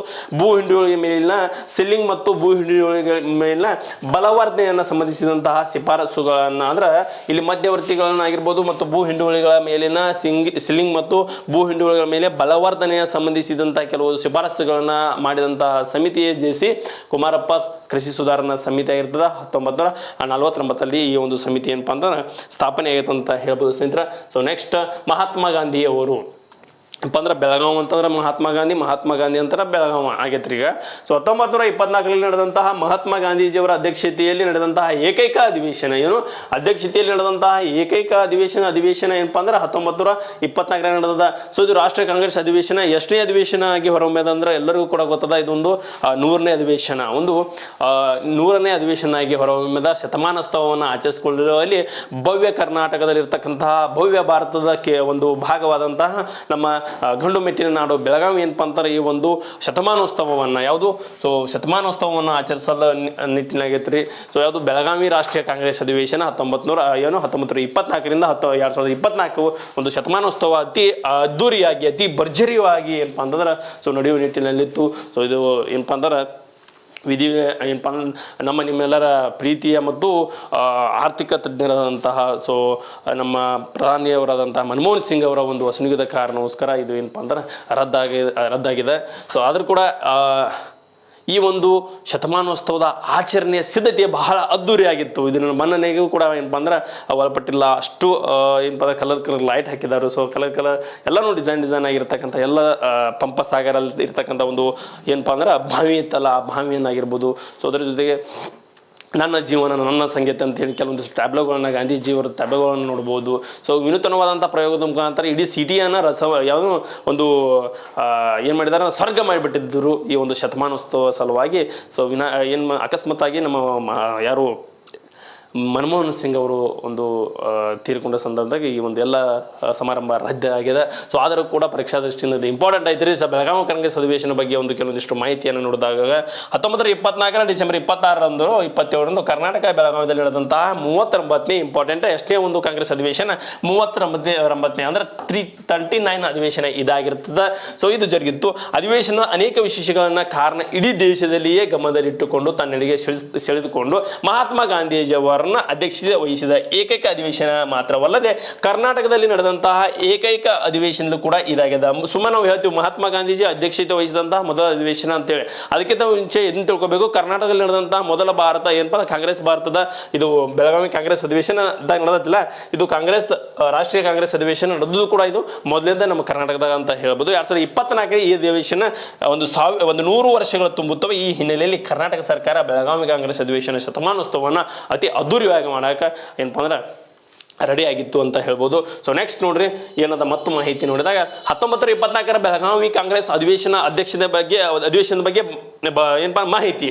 1923 38ನೇ ರಾಷ್ಟ್ರೀಯ ಕಾಂಗ್ರೆಸ್ ಅಧಿವೇಶನವು ಜರುಗಿತ್ತು. ಈ ಸಂದರ್ಭದಲ್ಲಿ ಗಂಗಾಧರರಾವ್ ದೇಶಪಾಂಡೆ ಅವರು ಈ ಒಂದು ಅಧ್ಯಕ್ಷ ಸ್ಥಾನವನ್ನು ವಹಿಸಿದ್ರು. ಸೊ ಅವಾಗ ಈ ಅಧಿವೇಶನ ಕರ್ನಾಟಕದಲ್ಲಿ ನಡೆಯಬೇಕು ಎಂಬ ಒಂದು ಅದರ ಅಧ್ಯಕ್ಷತೆಯನ್ನು ಮಹಾತ್ಮ ಗಾಂಧಿ ಅವರು ವಹಿಸಬೇಕಂತ ಹೇಳಿ ಒತ್ತಾಯವನ್ನು ಮಾಡಿದ್ದಾರೆ. ಇಲ್ಲಿ 1923ರಲ್ಲಿ 38ನೇ ಕಾಂಗ್ರೆಸ್ ಅಧಿವೇಶನ ಜರುಗಿತ್ತು. ಆ ಸಂದರ್ಭದಾಗ ಗಂಗಾಧರರಾವ್ ದೇಶಪಾಂಡೆ ಅವರು ಮುಂದಿನ ಅಧಿವೇಶನ ಏನಪ್ಪಾ ಅಂದ್ರೆ ಕರ್ನಾಟಕದಾಗ ನಡಿಬೇಕು. ಸೊ ಕರ್ನಾಟಕದ ನಡಿಬೇಕು ಅಂತೇಳಿ ಅದರ ಅಧ್ಯಕ್ಷತೆ ಮಹಾತ್ಮ ಗಾಂಧಿಯವರೇ ಆಗಬೇಕಂತೇಳಿ ಒತ್ತಾಯಿಸಿದ್ರು. ಸೊ ಆ ಒಂದು ನಿಟ್ಟಿನಾಗ ಈ ಮನವಿಯನ್ನು ಮರುಪರೀಕ್ಷಣೆ ಮಾಡಿ ಕರ್ನಾಟಕದಲ್ಲಿ ಮೊದಲ ಬಾರಿಗೆ ರಾಷ್ಟ್ರೀಯ ಕಾಂಗ್ರೆಸ್ ಅಧಿವೇಶನವನ್ನು ಆಯೋಜಿಸಲಾಯಿತು. 1924 ಈ ಒಂದು ಡಿಸೆಂಬರ್ 26, 28 ಒಂದು ಜರುಗಿತು. ಇದು 39ನೇ ಒಂದು ರಾಷ್ಟ್ರೀಯ ಕಾಂಗ್ರೆಸ್ ಅಧಿವೇಶನವಾಗಿದೆ. ಈ ಅಧಿವೇಶನ ಅಧ್ಯಕ್ಷತೆಯನ್ನು ರಾಷ್ಟ್ರಪಿತ ಮಹಾತ್ಮ ಗಾಂಧಿ ಅವರು ವಹಿಸಿದ್ದು ಬಹಳ ವಿಶೇಷವಾಗಿದೆ. ಸೊ ಸ್ವಾಗತ ಸಮಿತಿಯನ್ನು ರಚನೆ ಮಾಡ್ತಾರೆ. ಈ ಸ್ವಾಗತ ಸಮಿತಿಯ ಅಧ್ಯಕ್ಷರಾಗಿ ಗಂಗಾಧರರಾವ್ ದೇಶಪಾಂಡೆ ಅವರು ಏನಪ್ಪಾ ಅಂದ್ರೆ ಅಧ್ಯಕ್ಷರಾಗಿ ಕಾರ್ಯನಿರ್ವಹಿಸ್ತಾರೆ. ಅದರ ಜೊತೆಗೆ ಗಂಗಾಧರ್ ದೇಶಪಾಂಡೆ ಅವರು ಸಮ್ಮೇಳನ ಆಯೋಜನೆ ಮಾಡಿ ಸಂಪೂರ್ಣ ಜವಾಬ್ದಾರಿಯನ್ನು ಬೆನ್ನ ಮೇಲೆ ಹೊತ್ತುಕೊಂಡು ಮಾಡಿದಂತಹ ಅಧಿವೇಶನ ಇದು ಬೆಳಗಾವಿ ಕಾಂಗ್ರೆಸ್ ಅಧಿವೇಶನ 1924. ಗಾಂಧೀಜಿಯವರ ಅಧಿವೇಶನದ ಪ್ರಸ್ತಾವಿಕ ವಿಷಯಗಳನ್ನು ನೋಡಿದಾಗ ಮಹಾತ್ಮ ಗಾಂಧೀಜಿಯವರು ಬೆಳಗಾವಿ ಅಧಿವೇಶನದ ವಿದೇಶಿ ವಸ್ತುಗಳ ಬಹಿಷ್ಕಾರ, ಅಹಿಂಸೆ, ಅಸ್ಪೃಶ್ಯತೆ ನಿವಾರಣೆ ಮತ್ತು ಖಾದಿ ಪ್ರಚಾರ, ಗ್ರಾಮೋದ್ಯೋಗ ಮತ್ತು ಸತ್ಯಾಗ್ರಹದಂತಹ ಮುಂತಾದ ವಿಷಯಗಳ ಬಗ್ಗೆ ಭಾಷಣವನ್ನು ಪ್ರಸ್ತಾವನೆ ಮಾಡಿದ್ರು. ಸೊ ಗಾಂಧೀಜಿಯವರ ಭಾಷಣವನ್ನು ಕನ್ನಡಕ್ಕೆ ಏನು ಮಾಡಿದ್ರು, ಅನುವಾದ ಮಾಡಿದಂತಹ ವ್ಯಕ್ತಿ ಎಚ್ ನರಸಿಂಹಯ್ಯ ಅವರು. ಯಾರು? ಎಚ್ ನರಸಿಂಹಯ್ಯ ಅವರು ಮಾಡಿದ್ರಿ. ಈ ಅಧಿವೇಶನದಲ್ಲಿ ಒಂದೇ ಭಾರತ ಒಂದು ಗೀತೆಯನ್ನು ಹಾಡಿದವರು ಗಂಗೂಬಾಯಿ ಹಾನಗಲ್ ಅವರು. ಒಂದೇ ಭಾರತ ಒಂದು ಗೀತೆಯನ್ನು ಗಂಗೂಬಾಯಿ ಹಾನಗಲ್ ಅವರು ಹಾಡ್ತಾರೆ. ಅಧಿವೇಶನದಲ್ಲಿ ನಡೆದಂತಹ ಹೆಸರನ್ನು ವಿಜಯನಗರ ತಿಳ್ತಿದ್ರಿ. ಸೊ ಯಾಕೆ ವಿಜಯನಗರ ತಿಳ್ತಂದ್ರೆ ಅಧಿವೇಶನ ಜರುಗಿದ ಸ್ಥಳದಲ್ಲಿ ಮುಖ್ಯ ದ್ವಾರ ಹಂಪಿಯ ವಿರೂಪಾಕ್ಷ ದೇವಾಲಯ ಗೋಪುರದಂತೆ ರೆಡಿ ಮಾಡಿದ್ರು. ಅದಕ್ಕೋಸ್ಕರ ಇದನ್ನು ಏನಿಟ್ಟರು, ವಿಜಯನಗರ ಅಂತ ಹೇಳಿ ಒಂದು ಹೆಸರನ್ನು ಇಟ್ಟಿದ್ರು. ಸೊ ಈ ಒಂದು ಮುಖ್ಯ ದ್ವಾರಕ್ಕೆ ತದನಂತರ ಕುಡಿಯುವ ನೀರಿಗಾಗಿ ಬಂದಂತಹ ಎಲ್ಲ ಕಾರ್ಯಕರ್ತರ ಅಥವಾ ಬಂದಂತಹ ಎಲ್ಲ ಒಂದು ಪ್ರೇಕ್ಷಕರಿಗೆ ಕುಡಿಯುವ ನೀರಿನ ವ್ಯವಸ್ಥೆಗೋಸ್ಕರ ಅಲ್ಲಿ ಒಂದು ಬಾವಿಯನ್ನು ಕಟ್ಟಿದ್ರು. ಆ ಬಾವಿಯ ಹೆಸರನ್ನ ಪಂಪಸಾಗರ ಎಂಬ ಹೇಳಿ ಕರೆದ್ರು. ಸೊ ಪಂಪಸಾಗರ ಅದು ಮುಂದೆ ಏನಪ್ಪಾ ಅಂದ್ರೆ ನಮ್ಮ ಕಯಾಶಕ್ ಕಾಂಗ್ರೆಸ್ ಬಾವಿಯಾಗಿ ಆಗ್ಯದ. ಇದು ಇಲ್ಲಿರ್ತಕ್ಕಂಥ ಬೆಳಗಾವಿಯಲ್ಲಿ ಕಂಡುಬರ್ತದೆ, ಕಾಂಗ್ರೆಸ್ ಬಾವಿಯಾಗಿ ಕರೆಯಲಾಯಿತು. ನೆಕ್ಸ್ಟ್ ಅಧಿವೇಶನದಲ್ಲಿ ಭಾಗವಹಿಸಿದ ಪ್ರಮುಖರು ನೋಡಿದಾಗ ಈ ಒಂದು ಸರ್ದಾರ್ ವಲ್ಲಭಾಯಿ ಪಟೇಲ್ ಅವರು ಕೂಡ ಭಾಗವಹಿಸಿದ್ರು. ಶ್ರೀ ರಾಜಗೋಪಾಲಾಚಾರಿ ಅವರು, ಜವಾಹರ್ಲಾಲ್ ನೆಹರು ಅವರು, ಅದರ ಜೊತೆ ಸರೋಜಿನಿ ನಾಯ್ಡು ಅವರು, ಕರ್ನಾಟಕದ ಗಾಂಧಿ ಹಡಿಕರ್ ಮಂಜಪ್ಪ ಅವರು ಕೂಡ ಭಾಗವಹಿಸಿ ಈ ಒಂದು ಕಾರ್ಯಕ್ರಮಕ್ಕೆ, ಈ ಒಂದು ರಾಷ್ಟ್ರೀಯ ಕಾಂಗ್ರೆಸ್ ಅಧಿವೇಶನಕ್ಕೆ ಶೋಭೆಯನ್ನು ತಂದಿದ್ರು ಅಂತ ಹೇಳ್ಬೋದು. ಸೊ ಪ್ರಥಮ ಏಕೀಕರಣ ಸಭೆ 1924 ಬೆಳಗಾವಿಯಲ್ಲಿ ಜರುಗಿತ್ತು. ಅದರ ಅಧ್ಯಕ್ಷತೆ ಯಾರು ವಹಿಸಿದ್ದರು ನೋಡ್ರಿ.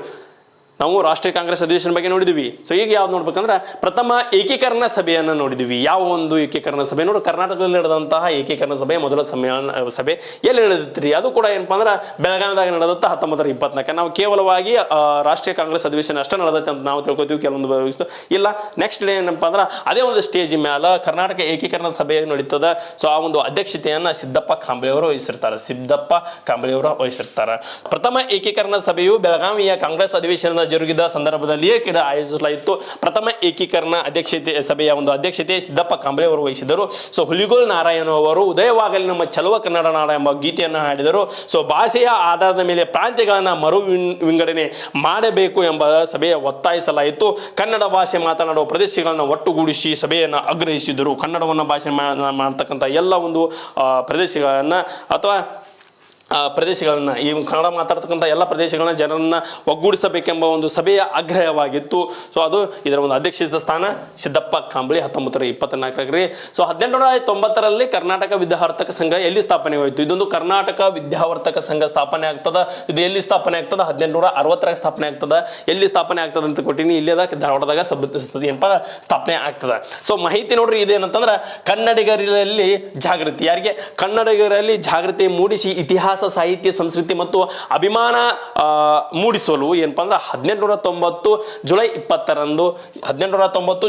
20ರಂದು ಧಾರವಾಡದಲ್ಲಿ ರಹಾ ದೇಶಪಾಂಡೆ ಅವರು ಈ ಒಂದು ವಿದ್ಯಾವರ್ತಕ ಸಂಘವನ್ನ ಸ್ಥಾಪನೆ ಮಾಡಿದ್ರು. ಹಂಗಾರೆ ಕೇಳ್ತಾನ ರಹಾ ದೇಸಾಯಿ ಅಂದ್ರೆ ಹನುಮಂತ ದೇಶಪಾಂಡೆ ಅವರು ಈ ಒಂದು ವಿದ್ಯಾವರ್ತಕ ಸಂಘದ ಮೊದಲ ಕಾರ್ಯದರ್ಶಿಯಾಗಿ ಕೆಲಸ ಮಾಡಿದ್ರು. ಸೊ ಅದರ ಜೊತೆಗೆ ಕೈಕುನಿ ಶಾಮರಾವ್ ಅವರು ಮೊದಲ ಅಧ್ಯಕ್ಷರಾಗಿ ಕಾರ್ಯವನ್ನು ನಿರ್ವಹಿಸಿದರು. ಅಧ್ಯಕ್ಷರು ಶಾಮರಾವ್ ಆದ್ರೆ ಸೊ ಇದರ ಒಂದು ಕಾರ್ಯದರ್ಶಿಯಾಗಿ ಮೊದಲ ಬಾರಿಗೆ ದೇಶಪಾಂಡೆ ಅವರು ಏನಪ್ಪಾ ಅಂದ್ರೆ ಕೆಲಸವನ್ನ ಮಾಡಿದ್ರು. ಸೊ ವಾಗ್ಭೂಷಣ ಪತ್ರಿಕೆ ಬರ್ತದ, ಬಹಳ ಇಂಪಾರ್ಟೆಂಟ್. ಸೊ ಬಾಸಲೆ ಎಕ್ಸಾಮ್ದಾಗ ಕೇಳಿದಾನ. ಕರ್ನಾಟಕ ವಿದ್ಯಾವರ್ತಕ ಸಂಘ ಏನೈತಲ್ಲ, ಇದು 1890 ಸ್ಥಾಪನೆ ಆಗ್ತದ. ಈ ಒಂದು ಕರ್ನಾಟಕ ವಿದ್ಯಾವರ್ತಕ ಸಂಘದ 1896ರಲ್ಲಿ ನವೆಂಬರ್ನಲ್ಲಿ ವಾಗ್ಭೂಷಣ ಎಂಬ ಒಂದು ಪತ್ರಿಕೆವನ್ನ ಆರಂಭಿಸಿತು. ಈ ಪತ್ರಿಕೆ ಕನ್ನಡಿಗರಲ್ಲಿ ಏಕೀಕರಣ ಬಗ್ಗೆ ಜಾಗೃತಿ ಮೂಡಿಸ್ತದ. ಯಾವುದು? ಕನ್ನಡ ಏಕೀಕರಣ ಬಗ್ಗೆ ಜಾಗೃತಿಯನ್ನು ಮೂಡಿಸ್ತಕ್ಕಂತಹ ಒಂದು ಪತ್ರಿಕೆ ವಾಗ್ಭೂಷಣ್ ಪತ್ರಿಕೆ. ಯಾವ ಒಂದು ಸಮಿತಿ ಮುಖಾಂತರ? ವಿದ್ಯಾವರ್ತಕ ಸಂಘ, ಕರ್ನಾಟಕದಲ್ಲಿ ಇರತಕ್ಕಂಥ, ಇದು ಧಾರವಾಡದಲ್ಲಿ ಕಂಡು ಬರ್ತಕ್ಕಂಥ 1890 ವಿದ್ಯಾವರ್ತಕ ಸಂಘ ಬರೆದಂತ ಒಂದು ಪತ್ರಿಕೆ ವಾಗ್ಭೂಷಣ್ ಪತ್ರಿಕೆ. ನೆಕ್ಸ್ಟ್ ನೋಡ್ರಿ, 1907ರಲ್ಲಿ ಕನ್ನಡದ ಕುಲಪುರೋಹಿತ ಆದಂತಹ ಆಲೂರು ವೆಂಕಟರಾವ್ ಅವರು ಕರ್ನಾಟಕವು ಒಂದಾಗದೆ ಕರ್ನಾಟಕಸ್ಥರು ಏಳಿಗೆಯು ಮುಂದು ಎಂದಾಗುವುದು ಸಾಧ್ಯವಾಗುವುದು. ನೋಡ್ರಿ ಏನು ಹೇಳ್ತಾರ, ಒಂದು ಸ್ಟೇಟ್ಮೆಂಟ್ ಕೊಡ್ತಾರೆ ಆಲೂರು ವೆಂಕಟರಾವ್ ಅವರು.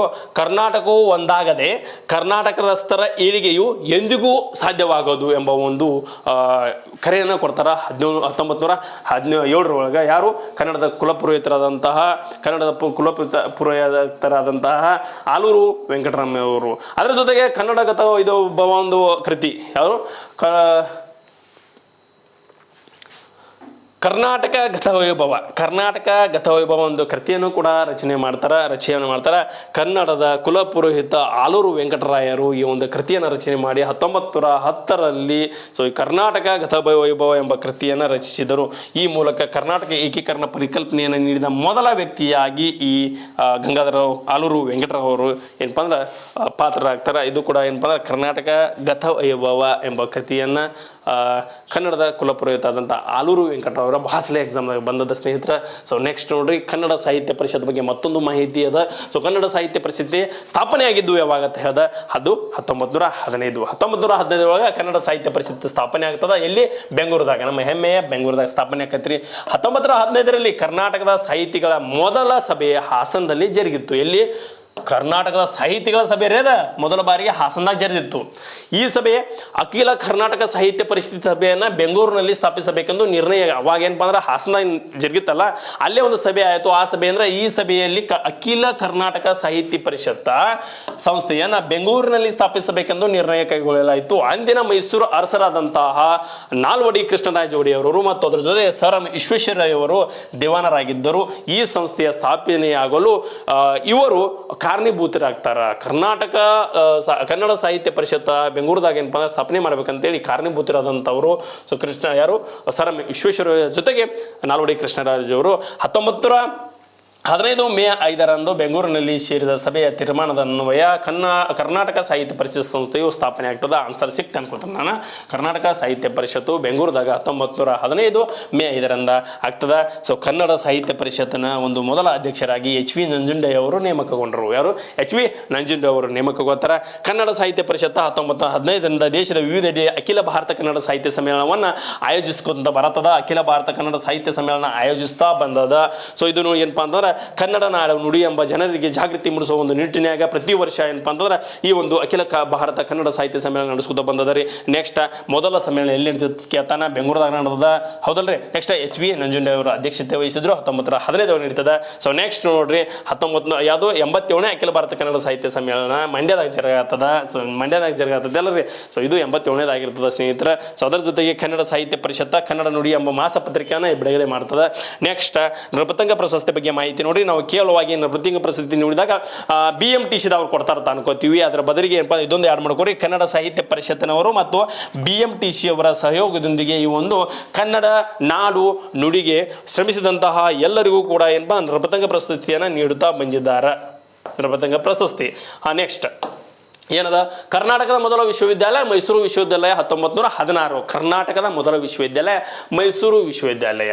ಕರ್ನಾಟಕ ಮೈಸೂರು ಸಂಸ್ಥಾನದ ಅಂದಿನ ಒಡೆಯರಾದಂತಹ ನಾಲ್ವಡಿ ಕೃಷ್ಣರಾಜ ಒಡೆಯರು ಮತ್ತು ದಿವಾನರಾದಂತಹ ಸರ್ ಎಂ ವಿಶ್ವೇಶ್ವರಯ್ಯ ಅವರು ಏನು ಮಾಡ್ತಾರೆ, ಮೈಸೂರಿನಲ್ಲಿ ವಿಶ್ವವಿದ್ಯಾಲಯವನ್ನು ಸ್ಥಾಪಿಸಲು ಉದ್ದೇಶ ಹಾಕಿ 1916ದಾಗ ಏನು ಮಾಡ್ತಾರೆ, ಈ ವಿಶ್ವವಿದ್ಯಾಲಯ ಮೊದಲ ಕುಲಾಧಿಪತಿಯಾಗಿ 1916 ನಾಲ್ವಡಿ ಕೃಷ್ಣರಾಜ ಒಡೆಯರು ಮತ್ತು ಸರ್ ಎಂ ವಿಶ್ವೇಶ್ವರಯ್ಯವರು ಸ್ಥಾಪನೆ ಮಾಡ್ತಾರೆ. ಈ ಒಂದು ವಿಶ್ವವಿದ್ಯಾಲಯದ ಮೊದಲ ಕುಲಾಧಿಪತಿಯಾಗಿ ನಾಲ್ವಡಿ ಕೃಷ್ಣರಾಜ ಒಡೆಯವರು ಆಗ್ತಾರೆ. ಸೊ ಕಾರ್ಯನಿರ್ವಹಿಸ್ತಾರೆ. ಕುಲಪತಿಯಾಗಿ ಉಪಕುಲಪತಿ ಅಥವಾ ಕುಲಪತಿಯಾಗಿ ಎಚ್ ವಿ ನಂಜುಂಡಯ್ಯ ಅವರು ಕಾರ್ಯವನ್ನು ನಿರ್ವಹಿಸ್ತಾರೆ. ಸೊ ಮೈಸೂರು ವಿಶ್ವವಿದ್ಯಾಲಯವು ಅಂದಿನ ಮೈಸೂರು ರಾಜ್ಯದ ಮೊದಲ ವಿಶ್ವವಿದ್ಯಾಲಯ ಆಕತಿ. ಅಂದ್ರೆ ಕರ್ನಾಟಕದ ಮೊದಲ ವಿಶ್ವವಿದ್ಯಾಲಯ ಆಗಿ ಏನಪ್ಪ ಅಂದ್ರೆ ಹೊರಹೊಮ್ಮತದ ಅಂತ ನಾವು ಇಲ್ಲಿ ತಿಳ್ಕೊಬೋದಾಗ್ತದೆ. ಸೊ ನಾಲ್ವಡಿ ಕೃಷ್ಣರಾಜ ಒಡೆಯವರ ಒಂದು ಮಾಹಿತಿ ಕೂಡ ಭಾಳ ಇಂಪಾರ್ಟೆಂಟ್ ಆಗ್ತದೆ ಎಕ್ಸಾಮ್ ದೃಷ್ಟಿಯಿಂದ. ಅಂಕೋಲಾ ಉಪ್ಪಿನ ಸತ್ಯಾಗ್ರಹ 1930ರಲ್ಲಿ ಯಾರ ಒಂದು ನೇತೃತ್ವದಾಗ ನಡೆದದ ನೋಡ್ರಿ. ಹಿಂಗೆ ಬರ್ತಾವೆ ನಾವೇನು 1924 ತೊಗೊಂಡಿವಲ್ಲ. ಸೊ ತೊಗೊಂಡಾಗ ಇವೆಲ್ಲನೂ ಕೂಡ ಅದ್ರ ಏನಪ್ಪ ಅಂದ್ರೆ ಹಿಂದಿಂದ ಬಂದು ಯಾಕಂದ್ರೆ ಎಕ್ಸಾಮ್ ದೃಷ್ಟಿಯಿಂದ ಇಂಪಾರ್ಟೆಂಟ್ ಆಗಿರ್ತಾವ. ರಾಷ್ಟ್ರೀಯ ಚಳವಳಿಗೆ ಕರ್ನಾಟಕದ ಕೊಡುಗೆಯನ್ನು ನೀಡಿದ್ದಾರೆ. ಅಂಕೋಲಾದಾಗ ಉಪ್ಪಿನ ಸತ್ಯಾಗ್ರಹ 1930ರಲ್ಲಿ ನಡೀತೈತಿ. ಯಾರ ಒಂದು ಮುಂದಾತು ಅಂದ್ರೆ ಯಾರ ಒಂದು ನಾಯಕತ್ವದೊಂದಿಗೆ ನಡೀತೈತೆ ಅಂತ ಕ್ವಶನ್ ಹಾಕಿದ್ದೇನೆ. ಕರ್ನಾಟಕ ರಾಜ್ಯವು ರಾಷ್ಟ್ರೀಯ ಚಳವಳಿಗೆ ತನ್ನದೇ ಆದಂತಹ ಒಂದು ಕೊಡುಗೆಯನ್ನು ನೀಡ್ತಾ ಬಂದ ಅನೇಕ ಘಟನೆಗಳು ಕೂಡ ಸಾಕ್ಷಿಯಾಗಿದ್ದಾವೆ. ಅವು ಕೂಡ ಎಕ್ಸಾಮ್ ಬಿದ್ದಿದ್ದಾವ. ಇಲ್ಲಿ ನೋಡ್ರಿ, ಅಂಕೋಲಾ ಉಪ್ಪಿನ ಸತ್ಯಾಗ್ರಹ 1930ರಾಗ 1930 ಮಾರ್ಚ್ 12ರಾಗ ಮಹಾತ್ಮ ಗಾಂಧಿಯವರು ಏನಪ್ಪಾ ಅಂತಂದ್ರೆ ಸಬರಮತಿಯ ಆಶ್ರಮದಿಂದ ದಂಡಿಯವರೆಗೆ 78 ಪುರುಷರ ಸತ್ಯಾಗ್ರಹದೊಂದಿಗೆ ಉಪ್ಪಿನ ಸತ್ಯಾಗ್ರಹವನ್ನ ಸ್ಟಾರ್ಟ್ ಮಾಡ್ತಾರ. ಸೊ ಆ ಒಂದು ತರುವಾಯವಾಗಿ 1930 ಏಪ್ರಿಲ್ 6ರಂದು ದಂಡಿಗೆ ತೆರಳಿದರು. ಎಲ್ಲಿಂದ? ಈ ಮಾರ್ಚ್ದಾಗ ಬಿಡ್ತಿದ್ರು, ಅವಾಗ ಏಪ್ರಿಲ್ 6ಕ್ಕೆ ಹೋಗಿ ದಂಡಿಯನ್ನು ತಲುಪಿದ್ರು.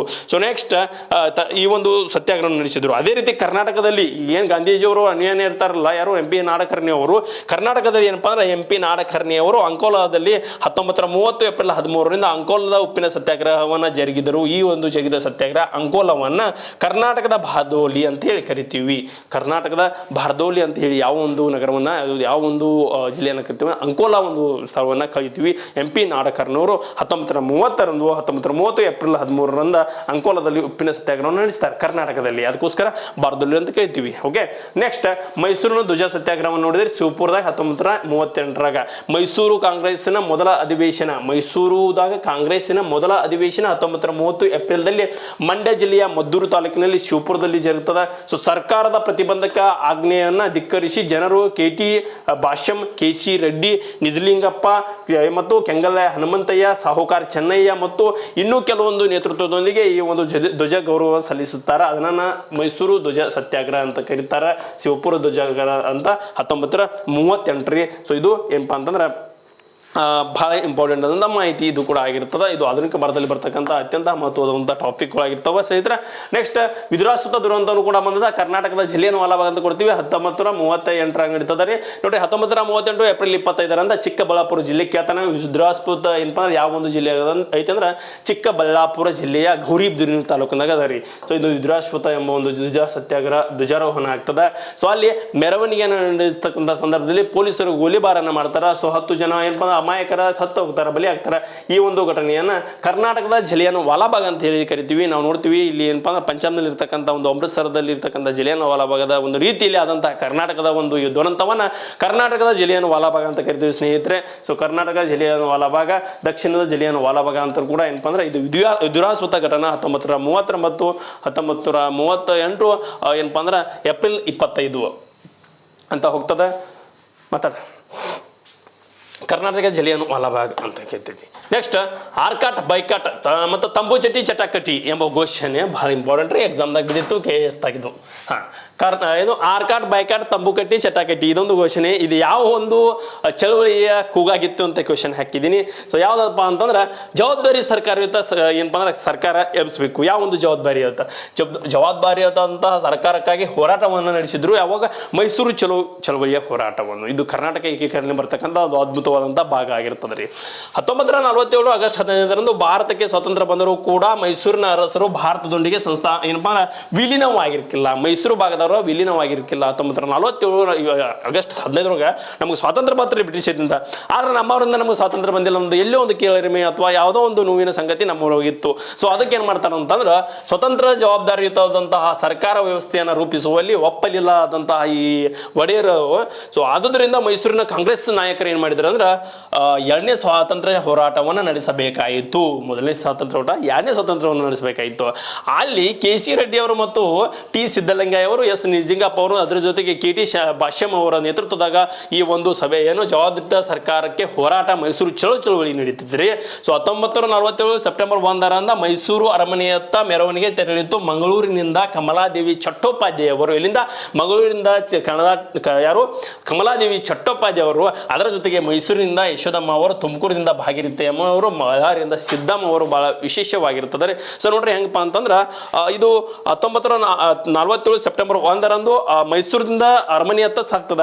ಇಲ್ಲಿ ಕೇಳಿದಾನ ಬಳ್ಳಾರಿಯಿಂದ ಯಾರು ಚಳವಳಿ ಆಗಿದ್ರು ಅಂದ್ರೆ ಸಿದ್ದಮ್ಮ ಅವರು ಚಳವಳಿ ಆಗಿದ್ರು. ಬಳ್ಳಾರಿಯಿಂದ ಸಿದ್ದಮ್ಮ ಅವರು ಚಳವಳಿ ಆಗಿದ್ರು, ಇಲ್ಲಿ ಭಾಗವಾಗಿದ್ರು ಅಂತ ನಾವು ಹೇಳ್ಬೋದು. 1947 ನವೆಂಬರ್ 14ರಂದ ಮೈಸೂರು ಚಳವಳಿಯು ಅರಮನೆಯ ಮುಂದೆ ಸತ್ಯಾಗ್ರಹವಾಗಿ ಪ್ರಾರಂಭವಾಯಿತು. ಎಲ್ಲಿ ಅರಮನೆಯ ಮುಂದೆ ಎಲ್ಲ ಮೈಸೂರು ರಾಜರ ಅರಮನೆಯ ಮುಂದೆ ನವೆಂಬರ್ 14ರಂದ ಈ ಒಂದು ಚಳವಳಿ ಚಾಲುವಾಗಿತ್ತು. ಆ ಚಳವಳಿ ಚಾಲುವಾಗಿತ್ತಲ್ಲ ಅಲ್ಲೇ ಏನಪ್ಪಾ ಅಂದ್ರೆ ಇದೊಂದು ಘೋಷಣೆ ಹೋಗ್ತದ. ಏನಂತ ಆರ್ಕಾಟ್ ಬೈಕಾಟ್ ತಂಬು ಚಟ್ಟಿ ಚಟಾಕಟಿ ಎಂಬ ಒಂದು ಘೋಷಣೆ ಕೂಗ್ತಾರ್ರಿ. ಮೈಸೂರಿನ ಆ ಸಂಸ್ಥಾನದ ಕೊನೆಯ ದಿವಾನರಾದಂತಹ ಆರ್ಕಾಟ್ ರಾಮಸ್ವಾಮಿ ಮೊದಲಿಯಾರವರು ದಿವಾನರ ಕೌನ್ಸಿಲ್ ಸದಸ್ಯ ತಂಬು ಚಟ್ಟಿ ಅವರ ವಿರುದ್ಧ, ಅಂದ್ರೆ ಇವರು ದಿವಾನರ ಆಗಿದ್ದ ಕೌನ್ಸಿಲರ್ ಯಾರಿದ್ರು ಅಂದ್ರೆ ಇಲ್ಲಿ ತಂಬು ಚಟ್ಟಿ ಇದ್ದ, ಇವನನ್ನ ವಿರುದ್ಧವಾಗಿ ಆರ್ಕಾಟ್ ಬೈಕಾಟ್ ತಂಬು ಚಟ್ಟಿ ಚಟಾಕಟಿ ಇಲ್ಲದ ನೋಡ್ರಿ. ಸೊ ಈ ಒಂದು ಘೋಷಣೆಯನ್ನ ಕೂಗ್ತಾರ.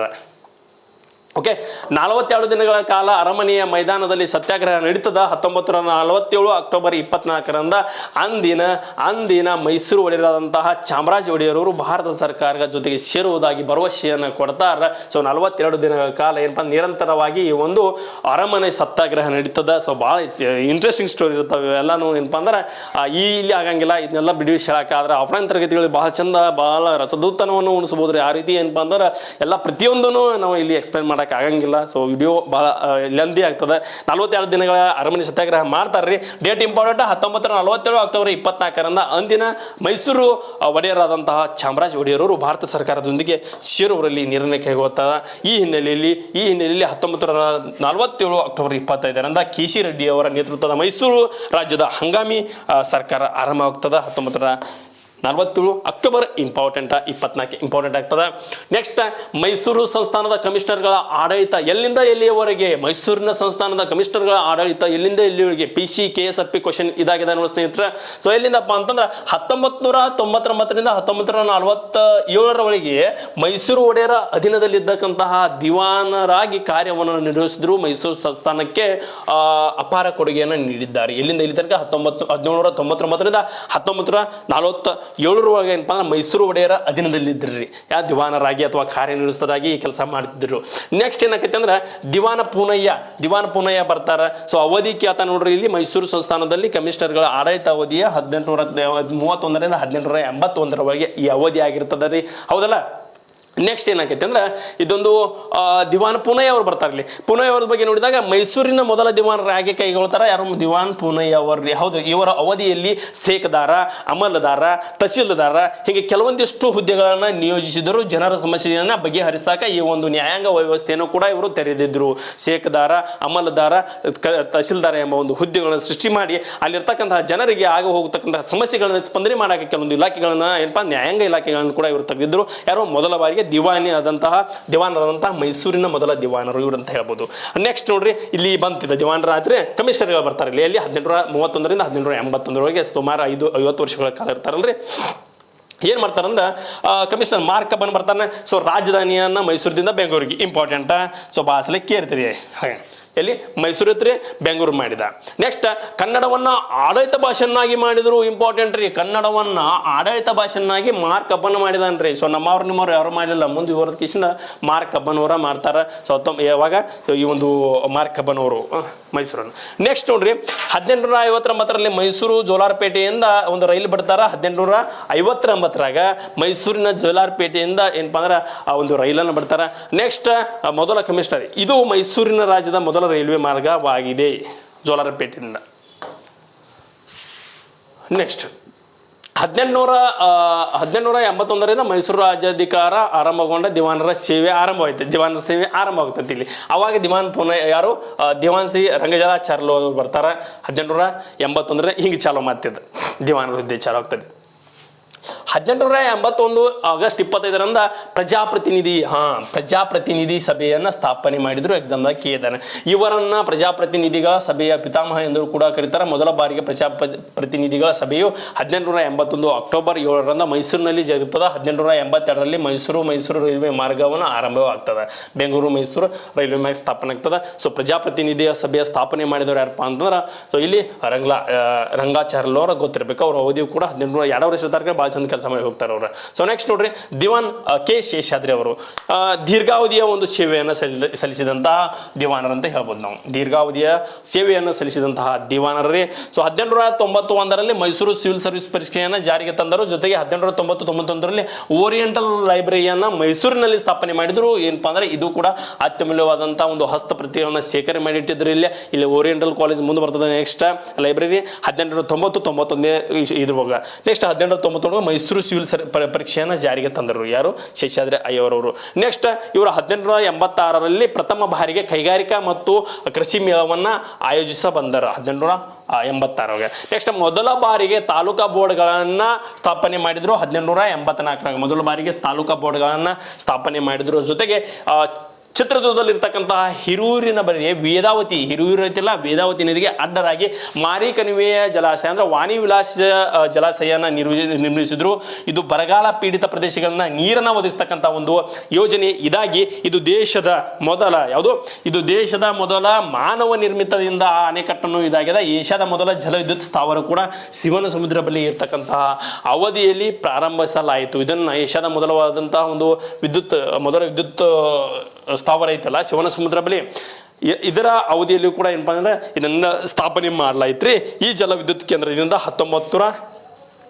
ಇದು ಏಷ್ಯಾದ ಮೊದಲ ಜಲವಿದ್ಯುತ್ ಐತಲ್ಲ, ಇದು ಅವಾಗ 1902ರಲ್ಲಿ KGF ಚಿನ್ನದ ಗಣಿಗೆ ವಿದ್ಯುತ್ ಪೂರೈಕೆ ಮಾಡಲಾಯಿತು. ತದನಂತರ 1905ರಲ್ಲಿ ಬೆಂಗಳೂರಿಗೆ ಏನಪ್ಪಾ ಅಂದ್ರೆ ವಿದ್ಯುತ್ತನ್ನು ಕೊಡಲಾಯಿತು. ಇದು ಸಿಂಪಲ್ ಮಾಹಿತಿಗಳದ, ಸೊ ರಿಲೇಟೆಡ್ ಇರಲಿ ಅಂತ ಹೇಳಿನಿ.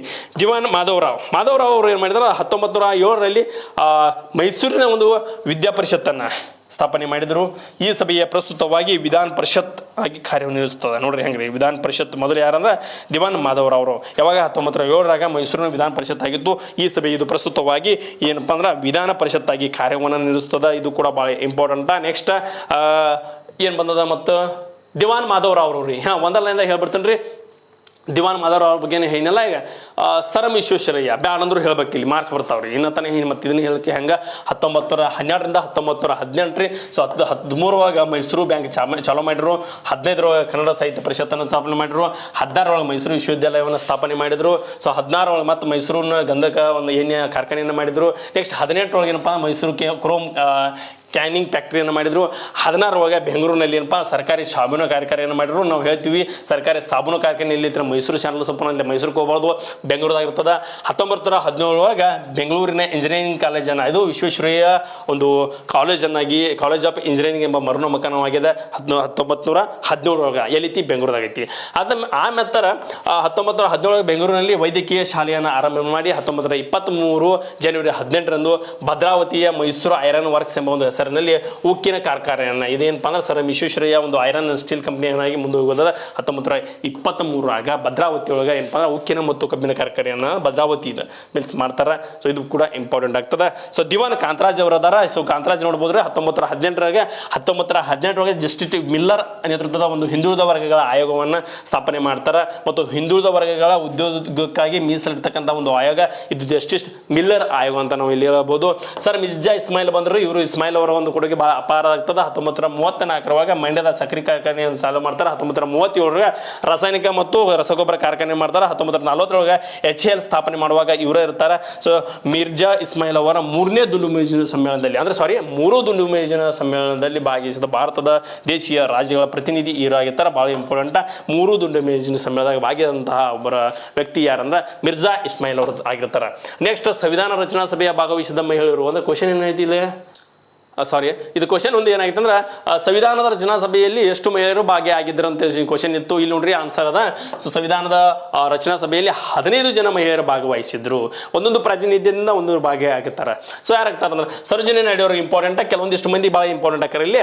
ಸೊ ಸರೋಜಿನಿ ನಾಯ್ಡು ಅವರು ಸ್ವತಂತ್ರದ ನಂತರ ದೇಶದ ಮೊದಲ ಒಂದು ರಾಜ್ಯದ ಮಹಿಳಾ ರಾಜ್ಯಪಾಲ ಆಗಿದ್ದಾರೆ ಸ್ವತಂತ್ರ ಆದ ನಂತರ ರೀ. ಸೊ ಯಾವ ಒಂದು ರಾಜ್ಯಪಾಲ ಅಂದ್ರೆ ಉತ್ತರ ಪ್ರದೇಶ, ಇಲ್ಲಿ ಕೌನ್ಸಿಲ್ ಕೊಟ್ಟರೆ ಉತ್ತರ ಪ್ರದೇಶ. ನೆಕ್ಸ್ಟ್ ವಿಜಯಲಕ್ಷ್ಮಿ ಪಂಡಿತ್ ಅವರು 1953 ಸಾಮಾನ್ಯ ಸಭೆಯ ಅಧ್ಯಕ್ಷ ವಹಿಸಿಕೊಂಡ ಭಾರತದ ಮೊದಲ ಮಹಿಳೆಯಿಂದ ಕೀರ್ತಿಗೆ ಪಾತ್ರಗ ವಿಜಯಲಕ್ಷ್ಮಿ ಪಂಡಿತ್ ಅವರ. ರಾಜ್ಕುಮಾರಿ ಅಮೃತ್ ಕೌರ್ ಅವರು ಸ್ವತಂತ್ರ ಭಾರತದ ಮೊಟ್ಟ ಮೊದಲ ಸಂಪುಟದ ಆರೋಗ್ಯ ಸಚಿವೆಯಾಗಿ ಇವರು ಕಾರ್ಯವನ್ನು ನಿರ್ವಹಿಸ್ತಾರೆ. ಯಾರು ಆರೋಗ್ಯ ಸಚಿವೆಯಾಗಿ ಕಾರ್ಯವನ್ನು ನಿರ್ವಹಿಸ್ತಾರೆ. ನೆಕ್ಸ್ಟ್ ನೋಡ್ರಿ ಮತ್ತೆ ಯಾರ್ದಾರ ಇಲ್ಲಿ ರಸುಲ್ಲಾ ಹಿಜಾಯತ್ ಬೇಗಂ ಅವರ ಸಂವಿಧಾನ ರಚನಾ ಸಭೆಯಲ್ಲಿ ಭಾಗವಹಿಸಿದ ಏಕೈಕ ಮುಸ್ಲಿಂ ಮಹಿಳೆ. ಕ್ವಶನ್ ಬಂದಿರ್ತೀರಿ ಒಂದ್ಸಲ FDಯಾಗ. ರಸುಲ್ಲಾ ಹಿಜಾಜ್ ಬೇಗಂ ಅವರು ಸಂವಿಧಾನ ರಚನಾ ಸಭೆಯಲ್ಲಿ ಭಾಗವಹಿಸಿದಂತಹ ಮೊದಲ ಏಕೈಕ ಮುಸ್ಲಿಂ ಮಹಿಳೆ. ಇದು ಎಕ್ಸಾಮ್ದಾಗ ಬಿದ್ದಿದೆ ನೋಡ್ರಿ. ನೆಕ್ಸ್ಟ್ ದ್ರಾಕ್ಷಾಯಿನಿ ಮೆಲಾಯುದ್ದನ್ ಅವರು ಹೆಂಗದ ಹೆಸರ ದ್ರಾಕ್ಷಾಯಿನಿ ಅಂತ ನೆನಪು ಸಂವಿಧಾನ ರಚನಾ ಸಭೆಯಲ್ಲಿ ಭಾಗವಹಿಸಿದ ಏಕೈಕ ದಲಿತ ಸಮುದಾಯದ ಮಹಿಳೆ. ನೆಕ್ಸ್ಟ್ ಕ್ವಶನ್ ಇದೆ ನೋಡ್ರಿ. ಮತ್ತೆ ಹಿಂಗಿರ್ತಾವ ಮೊದಲ ಮುಸ್ಲಿಂ ಮಹಿಳೆ ದಲಿತ ಎಲ್ಲರಿಗೂ ಇಲ್ಲಿ ಅವಕಾಶಗಳು ಇರ್ತಾರೆ. ಸೊ ಎಲ್ಲರಿಗೂ ಏನು ಜಾತ್ಯತೀತವಾಗಿ ನಾವು ಅಷ್ಟು ಅದು ಬರೆಯುವಾಗನೇ ಜಾತ್ಯತೀತ ಕೊಟ್ಟಿವಲ್ಲ, ಅದಕ್ಕೋಸ್ಕರ ಎಲ್ಲರಿಗೂ ಇಲ್ಲಿ ಅವಕಾಶ ಇದ್ದಂತ ಹೇಳ್ಬೋದು. ಸೊ ಇತರೆ ಮಹಿಳೆಯರನ್ನು ಕೂಡ ಇಲ್ಲಿ ನೋಡ್ಬೋದು. ಇಲ್ಲಿ ಸುಮಾರವಾಗಿ 15 ಜನರು ಮಹಿಳೆಯರು ಕೂಡ ಈ ಸಂವಿಧಾನ ರಚನಾ ಸಭೆಯಲ್ಲಿ ಭಾಗವಹಿಸಿದ್ದು ಭಾಳ ವಿಶೇಷವಾಗಿದೆ. ಇಲ್ಲಿ ಮಹಿಳೆಯರ ಒಂದು ಸಬಲೀಕರಣ ಕೂಡ ಎತ್ತಿ ತೋರಿಸ್ತದೆ ನೋಡ್ರಿ. ಸೊ ಎಲ್ಲರಿಗೂ ಕೂಡ ಏನಪ್ಪ ಅಂದ್ರೆ ಈ ಒಂದು ಸ್ಪರ್ಧಾ ವಿಜೇತದ ಮ್ಯಾಗ್ಜಿನ್ದ ಹೆಂಗಂದ್ರೆ ಭಾಳ ನಿಂದೆ ಆತ ವಿಡಿಯೋ ಎಂದೇ ಆದರೂ ಪರವಾಗಿಲ್ಲ ರೀ, ವಿಷಯಗಳು ಭಾಳ ಕವರ್ ಆಗಿದ್ದು ಇಲ್ಲಿ, ಹೌದಲ್ಲ? ಸೊ ನೋಡು, ಇದಾಗಿರ್ತದೆ ಸ್ನೇಹಿತರೆ ಸ್ಪರ್ಧಾ ವಿಜೇತದ ಸಂಪೂರ್ಣವಾದಂತಹ ಡಿಸೆಂಬರ್ ತಿಂಗಳಿನ 4ನೇ ಭಾಗ ವಿಡಿಯೋ ಇದಾಗಿರ್ತದೆ. ಸೊ ಎಲ್ಲರಿಗೂ ವಿಡಿಯೋ ಲೆಂದಿ ಆದರೆ ಏನಪ್ಪ ನೋಡೋಕೆ ಕಷ್ಟ ಆದರೂ ಕೂಡ ನೋಡ್ರಿ, ಯಾಕಂದ್ರೆ ಮಾರ್ಕ್ಸ್ ಬರ್ತಾವ. ಸೊ ಭಾಳ ವಿಶೇಷ ಅಂದ್ರೆ ನೀವು ಓದಿರ್ತೀರಿ ಆಲ್ರೆಡಿ, ಈಗೇನು ದಿವಾನರ ಬಗ್ಗೆ ಕಮಿಷನರ್ ಬಗ್ಗೆ ಹೇಳೋ ಅವಶ್ಯಕತೆ ಇದ್ರಿಕಿಲ್ಲ, ನೀವು ಓದಿರ್ತೀರಿ. ಆದ್ರೆ ಇಂಥ ಒಂದು ಸಂದರ್ಭದಾಗ ಏನಾರ ಅದ್ರ ಹಿಂಟ್ ವೈಸ್ ಒಂದು ಕೆಲವೊಂದಿಷ್ಟು ಇವು ಇರ್ತಾವಲ್ಲ ಕೀ ಪಾಯಿಂಟ್ಸ್ಗಳು, ಅವು ಇಂಪಾರ್ಟೆಂಟ್ ಆಗೈತೆ. ಮತ್ತು ಏನೋ ನೀವು ಕೇಳಿದಾತಂದ್ರೆ ನೀವು ಓದಿದ್ದನ್ನು ವಾಪಸ್ ಏನಾರ ರಿಕಾಲ್ ಆಗ್ತದೆ. ರಿಕಾಲ್ ಆದ ತಕ್ಷಣ ನಿಮ್ಗೆ ಎಲ್ಲಿಯೂ ಮಾರ್ಕ್ಸ್ ಮಿಸ್ ಆಗಂಗಿಲ್ಲ, ನೆನಪಿನ ಶಕ್ತಿನೂ ಭಾಳ ಜಾಸ್ತಿ ಆಗ್ತೈತೆ ಅಂತ ಹೇಳ್ತಾ ಸೊ ಈ ಒಂದು ವಿಡಿಯೋನ ಮಾಡಿರ್ತೀನಿ ಸ್ನೇಹಿತರೆ. ಸೊ ಇದು ಸ್ಪರ್ಧಾ ವಿಜೇತದ ಡಿಸೆಂಬರ್ ತಿಂಗಳಿನ 4ನೇ ಭಾಗದ ವಿಡಿಯೋ ಇದಾಗುತ್ತದೆ ಸ್ನೇಹಿತರೆ. ಸೊ ನಮ್ಮ ತರಗತಿಗಳಲ್ಲಿ ಅಂದ್ರೆ ಇದೊಂದು ನಮ್ಮ ಕೋಚಿಂಗ್ ಸೆಂಟರ್ಗಳಲ್ಲಿ ಆಫ್ಲೈನ್ ತರಗತಿಗಳು ಸ್ಟಾರ್ಟ್ ಆಗಿದ್ದು, ಸೊ ಆಸಕ್ತರು ನಿಮ್ಮ ಒಂದು ತರಬೇತಿಯನ್ನು ಪಡೆಯಬೇಕಾದ್ರೆ ನಮ್ಮ ಸಂಸ್ಥೆಯ ದೂರವಾಣಿ ಸಂಖ್ಯೆಗೆ ಕರೆ ಮಾಡೋದ್ರ ಮುಖಾಂತರ ನಿಮ್ಮ ಒಂದು ಹೆಸರನ್ನು ನೋಂದಾಯಿಸಿ ಆಸಕ್ತರು ನಮ್ಮ ಒಂದು ತರಗತಿಗೆ ಹಾಜರಾಗಿ ಅಂತ ಹೇಳ್ತಾ ಈ ವಿಡಿಯೋವನ್ನು ಮುಗಿಸ್ತಾ ಇದ್ದೀನಿ ಸ್ನೇಹಿತರೆ. ಜೈ ಹಿಂದ್, ಜೈ ಕರ್ನಾಟಕ ಮಾತೆ. ಎಲ್ಲರಿಗೂ ನಮಸ್ಕಾರ.